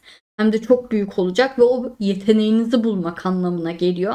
Yeteneğinizi bulduğunuz, en iyi olduğunuz alanı bulduğunuz anlamına geliyor ve şimdi o alanı aslında nasıl kullanacağınız, nasıl ortaya koyacağınız, nasıl o yeteneğinizi bir işe dönüştüreceğiniz şeklinde bir araştırma ve heyecan ve bununla ilgili bir öğrenme aşaması. Yani yeteneğinizi uygulayabilir bir işe çevirebilme yönünde büyük bir mücadele olabilir görünüyor. Ya da bir yetenek oluştu ve şimdi o yeteneği nasıl daha fazla geliştirirsiniz? Nasıl o yetenekte muhteşem olursunuz? Ya da o yetenekle nasıl böyle sıra dışı kimsenin yapmadığı şeyler yaparsınız gibi bir gündeminiz oluşacak görünüyor. Ama tabii ki eğer yaşınız çok ileri ise burada bu zamana kadarki tüm bilginizi, tecrübelerinizi, deneyimlerinizi paylaşmak ve anlatmak isteyebileceğiniz anlamına geliyor. Bununla ilgili belki işte sosyal medya platformlarına falan girebilmeniz anlamına geliyor. Ama her şekilde başta insanlara anlatmakta ve ikna etmekte zorlanabileceğiniz, işte defalarca belirli bir şeyi vurgulamaya çalışabileceğiniz, sürekli muhalefet göreceğiniz gibi durumlar da yaşayabilirsiniz. Yine öğrenme aşamasında ya da işte gelişme aşamasında, yani yeteneğinizi ortaya koyma, işe dönüştürme aşamasında da belki işte hani böyle olmuyor, böyle anlaşılmadı, böyle yapamıyorum, şuradan yapayım, şuna dönüştüreyim gibi yine tıkanmalar yaşayabileceğiniz gibi anlamlara geliyor ama bu bir deneyim süreci ve bu süreçten keyif alacaksınız. Aynı zamanda 3. evdeki bu oluşum büyük bir özgürlük arzusu, bağımsızlık arzusu da duyacağınızı gösteriyor. Yani bir şekilde kabınıza sığmakta zorlanacağınız bir dönemdesiniz. Çünkü kendinizi buldunuz. Satürn giderken kendinizi buldurdu ve şimdi o kendinizi nereye sığdıracaksınız? Nasıl gerçekleştireceksiniz? Kim olduğunuzu anladınız. Sizi ayrı yapan şeyi anladığınız şeklinde bir hani dünyaya sığamama, yaşadığınız şehre sığamama gibi bir ruh hali yaşayacaksınız. Büyük bir coşku ve heyecan olacak yani. Oradan oraya koşturacaksınız. Farklı fikirler deneyeceksiniz falan gibi. Yani hayatı sanki yeniden keşfediyor, yaşamaya başlıyor ya da hayat şimdi başlıyor gibi bir hisse kapılacaksınız görünüyor. İlk sorumuzu aktarıyorum. Yükselen Kova, Kuzey Ay düğümü Koç. Sınavda hayallerin üstünde beklenmedik bir başarı verir mi bu açı?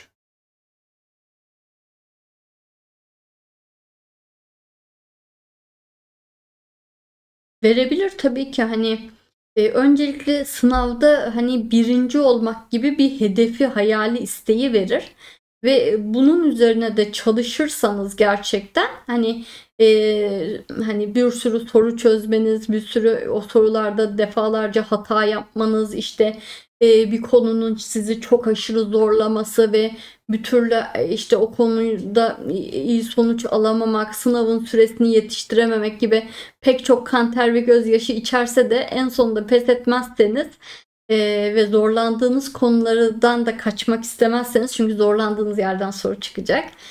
O zaman birinci olursunuz. Bu açı verir. Diğer sorumuz.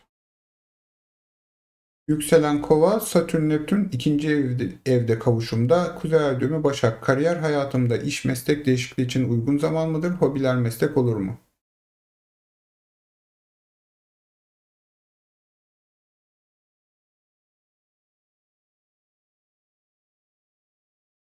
İkinci evde görüyor yükselen kova ve ikinci evde görüyor. Evet. Ya şu an yükselen kovalar iş meslek değişimi için uygun zamandalar. Zaten Satürn de balıkta aslında yeteneklerini, ne yapmaları gerektiğini, nerede parlayacaklarını onlara gösterdi ve o yüzden değişiklik için çok uygun zamandalar. Doğru yeri bulmuş olanları da olabilir. Doğru olduğunu anladılar ve onu geliştiriyor da olabilirler. Yanlış yerde olup nereye ait olduklarını bulanlar da olabilir. Yani her tür değişiklik için, iş meslek değişikliği için uygun bir zamandalar. Hobiler meslek olur mu? Zaten yükselen kova her tür hobisini işe çevirir. Yani zevk almadığı bir şey yapmaz. Çünkü kova kendini gerçekleştirmek ister. Kendini bulana kadar geçici işler yapabilir. Ama sonuç olarak kendini keşfettikten sonra kendini gerçekleştirmek ister. Başka biri olmak istemez. O başka biri olmaktır çünkü. Yükselen kovaya bu uymaz. Kuzey Ay düğüm Başak'mış. Sadece Kuzey Ay düğüm Başak olduğunda şeye dikkat etmeniz gerekiyor. Yani hani bir konuyu çok sevmeniz ya da yetenekli olmanız yetmez. O konuda gelişmek için çok büyük bir emek göstermeniz gerekiyordur. Başak emeğin burcudur ve hani sizi zorlayacak bir aşamaları vardır gibi bir anlama geliyor. Hani belki hani şarkı söylüyorsunuz, sesiniz çok güzel ama çok zorlayıcı bir opera eğitimi alarak istediğiniz ses perdesine ulaşabilirsiniz gibi. Bilmiyorum doğru söyledim mi? Evet Derya'cığım. Şimdi yükselen balıklara geçiş yapıyoruz.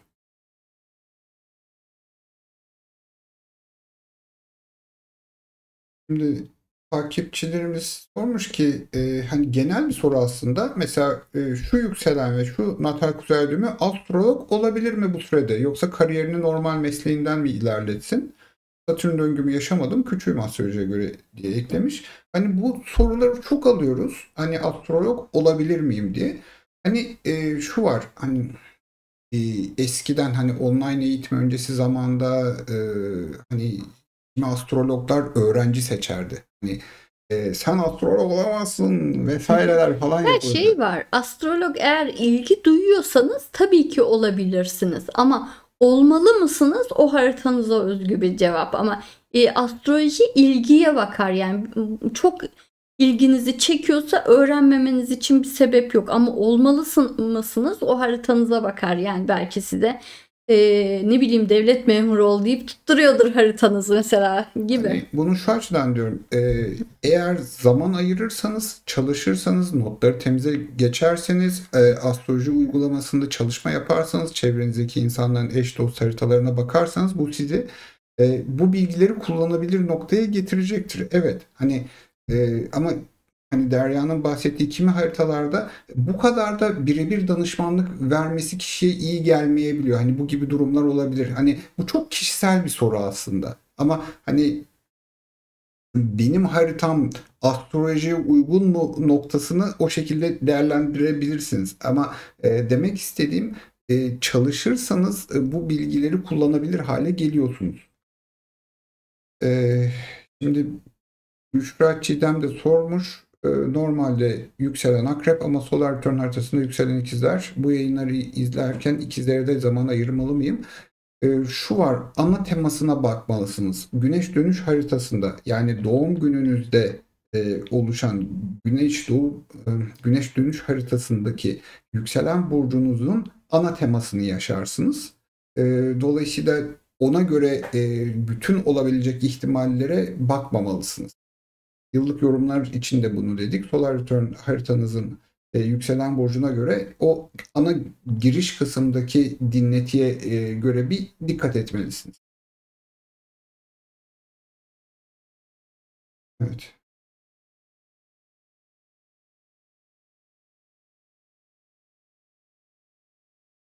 Bir de hani gene astrolog olmalı mıyım noktasında hani şey noktası vardır. Hani siz kendi haritanızın temsil ettiği enerjiyle bir astrolog oluyorsunuz. Haritasında çok ateş olanlar çok ateş bir anlatım gerçekleştirecektir. Ya da çok kovası olanlar daha derin düşünce, kavramsal bir anlatım gerçekleştirecektir. Ve de insanlar hani sizin enerjinize çekilecektir. Dolayısıyla ben hani her burç tiplemesine göre anlatım yapacağım diyecek olursanız o bambaşka bir uzmanlığa giriş yapıyor. Ama siz kendi haritanızın taşıdığı enerjiye göre bir astrolog olacaksınız. Bu alanda. Solar Return'de de şöyle söyleyebilirim. Orada yükselen yani Solar Return yükseleninizin mutlaka yıllık yorumunu dinleyin. Çünkü yani detaylardan çok ana gündem sizi etkiliyor. Bütün detaylar değil, bütün detaylar için bu haftalık yaptığımız yayınlarda kendi yükseleniniz öncelikle. Ama yıllık yorumda oradaki ana fikri yakalamaya çalışın. Bu sene o yükselen için ne yılı? İşte Solar Return'de onu gösteriyor. Sizde de o temanın özellikle olduğunu transitleriniz, hani kişisel transitleriniz nedeniyle onu anlatıyor aslında. Bu arada Derya'cığım Kübra Hanım direkt emekleriniz için diyerekten süper sticker gönderdi. Hani bu çok enteresan. Yani yayın sonrasında da bu şekilde bize destek olan takipçilerimiz oluyor. Çok teşekkürler bu şekilde destek olduğunuz için. Evet. Desteklere, beğenlere, kalplere, yorumlara hepsine teşekkür ediyoruz. Hepiniz çok kıymetlisiniz. Deyip yayını bitirirmişiz. Yükselen Balığı unuturmuşuz. Evet. Estağfurullah. Evet Derya'cığım hazırsan çok beklediler. Saat 1'i 5 geçiyor şu an. Evet. Sendeyiz. Yükselen balıklara baktığımızda Satürn ve Neptün ikinci eve geçecek. Ama onlar için asıl büyük haber Satürn balık burcundan giderken acaba nasıl bir mucize verecek? Bir mucize verecek, iki mucize mi verecek yoksa bir sürü mucize mi verecek? Asıl önemli konu bu aslında. Çünkü kilit buradan başlıyor. Satürn öncelikle balıkları tamamen özgürleştirmek ve onların şansını kendileri için kullanmaları konusunda bir geçiş dönemi yarattı. Bir özel dönem yarattı ve ya şansını her şeyi kendin için kullanır ve kendine odaklanırsın ya da şans yok bu dönemde neredeyse. Ve hani şansı da toplu bir şekilde vereceği, yani büyük şansını göstereceği için mucize yaratma enerjisinde. Yani bu yıl aslında yükselen balıkların mucize yılı, mucizeler yılı, bir sürü şey olabilir. Ve sonra o mucize gerçekleşince de onlara diyecek ki Satürn ve Neptün ikinci eve geçip, şimdi kim olmak istersin? Hayatta ne yapmak istersin? Bir şey mi öğreneceksin? Bir şey mi inşa edeceksin? Kendine neler katacaksın? Ya da bu mucizelerine daha da çok para kazanmayı, gelirini arttırmayı mı seçeceksin? Ne yapacaksın, yoksa bu daha da çok kazanacak paralar mı dağıtacaksın? Ne yapmak istersin? Ama önce mucizelerini görecekler. Sonra o mucizeleri onlara büyük bir heyecan verecek gerçekleşen şey ve bununla ne yapmalıyız diye bakacaklar. Özellikle de işte maddi manevi yetenekler dediğimiz, kaynaklar dediğimiz yetenekleri gösteren ikinci ev burası. Ve hani öncelikle bir kaynak olacak ve o kaynakla ne yapacaklar gibi bir fikir var. Ya da işte bir sermaye olacak, bununla işte iş kurup daha da mı çok kazanmaya çalışsam? Ya da işte ne bileyim, ben şu alanda kendimi geliştirmek istiyorum, hayatımı buna adamak istiyorum, onu mu yapsa falan gibi, acaba kim olsa ne yapsa şeklinde bir soru soracak. Ama önce mucizeyle onu o noktaya getirecek.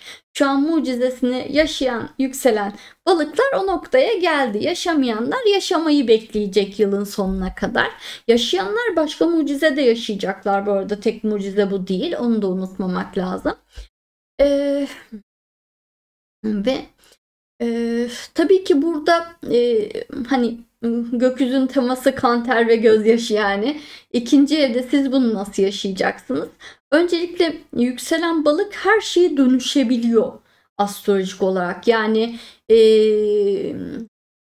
hani ondan bir lider de çıkabiliyor, bir sanatçı da çıkabiliyor, bir asker de çıkabiliyor, bir mühendis de çıkabiliyor, bir bilim insanı da çıkabiliyor. Çok normal bir insan da çıkabiliyor. Her şey çıkabiliyor. Yani sen öncelikle hayatta kim olacaksın, ne olacaksın, bununla ilgili bir düşünmeleri, bir hayal etmeleri gerekiyor. O aslında hani, ve o hayal ettikleri şeyi olmaya çalışırken de hani sıfırdan olmaya çalışacaklar. Bununla, o yüzden de zorlanmalar, krizler, yapabilecek miyim? Ben gerçekten bu muyum? İşte ya başaramazsam falan gibi böyle bir endişeler, kaygılar, düşüp kalkmalar yaşanacak. Başta da örnek verdiğim gibi aynı bir bebeğin işte emeklemeyi öğrenmesi, yürümeye başlaması ama sürekli düşmesi, yuvarlanması falan gibi. Koşarken işte yine düşmesi gibi. Yani böyle hani çok sert vurmayacak size açıkçası. Sadece hani sıfırdan bir şey inşa ediyorsunuz, onu gösteriyor. Ya kendinize işte yeni bir yetenekle dolduruyorsunuz, ya işte bir iş kuruyorsunuz para kazanmak üzerine.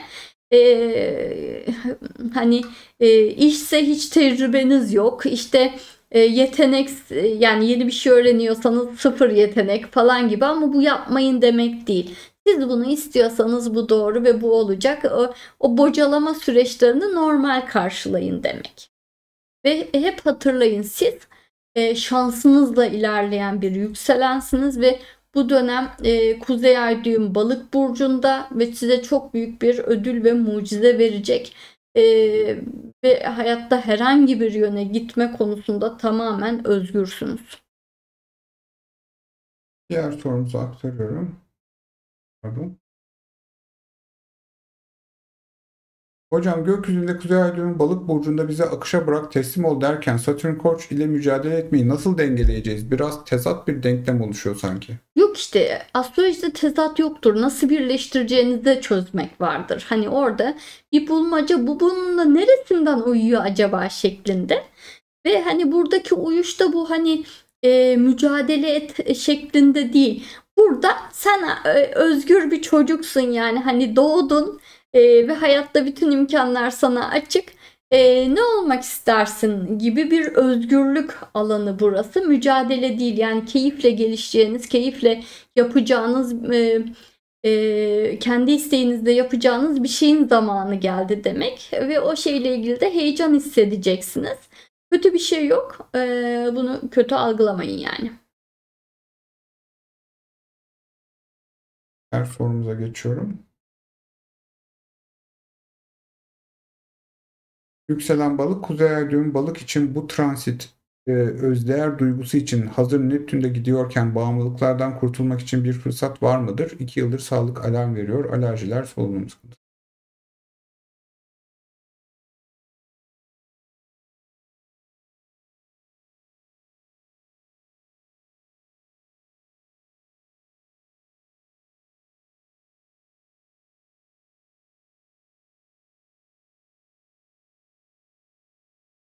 Şimdi öncelikle tabii ki balık hani o kadar şey gibi düşünün. Balık 11 burcun karışımıdır. O yüzden bazen kim olduğunu kendi de bilemez. Ve bunu bir özdeğer sorunu olarak yaşayabilir. Yükselen de olduğunda tabii ki burcunuz da çok önemli ama yükselen burcunuz da çok önemli ve balığı taşıdığınızda bir kim olduğunuzu bilememe, özdeğerle ilgili bir sıkıntı verme ihtimali oluşuyor. Ve burada önemli olan sizin kim olmak istediğinizdir. Kim olmak isterseniz o olursunuz. İşte kim olmak isteyeceğinizi seçtiğiniz hani ben kimim sorusunun cevabı Koç burcudur. Ve Koç'ta işte kim olmayı seçerseniz o olabileceğinizi gösteriyor. Ve kim olmak istediğinizi hani keyif alacağınız, olmak isteyeceğiniz kişiyi zaten biliyorsunuz. O yönde ilerlemeye başlayınca da sağlık konusunda otomatik hani mucizevi düzelmeler yaşayabilirsiniz anlamına geliyor. Hani alerjiler, solunum sıkıntıları falan geçebilir anlamına geliyor. Kuzey ay düğüm balık olduğunuzdaysa zaten güney ay düğüm başaksınız. Sizi hasta eden temel şey hayatınızdaki insanların eleştirileri, yorumları, size müdahaleleri. Yani sizin aslında temelde yapmanız gereken en önemli şey herkese kulağınızı tıkamak. Kulağınızda sanki bir Walkman kulaklıkla geziyormuş gibi yaşamak ve sadece iç sesinizi duymak. Dıştaki her ses sizi hasta ediyor, size yanlış yön veriyor, sizi yoruyor, tüketiyor. Onları duymamayı öğrendiğinizde iyileşeceksiniz ve hayatta doğru, kendiniz için doğru yolu bulabileceksiniz. Tek bir sorum olacak. Yükselen 12 derece balık, Kuzey Ay düğümü Koç, 1. ev. Sınav yeni mi başlayacak yoksa bitti mi?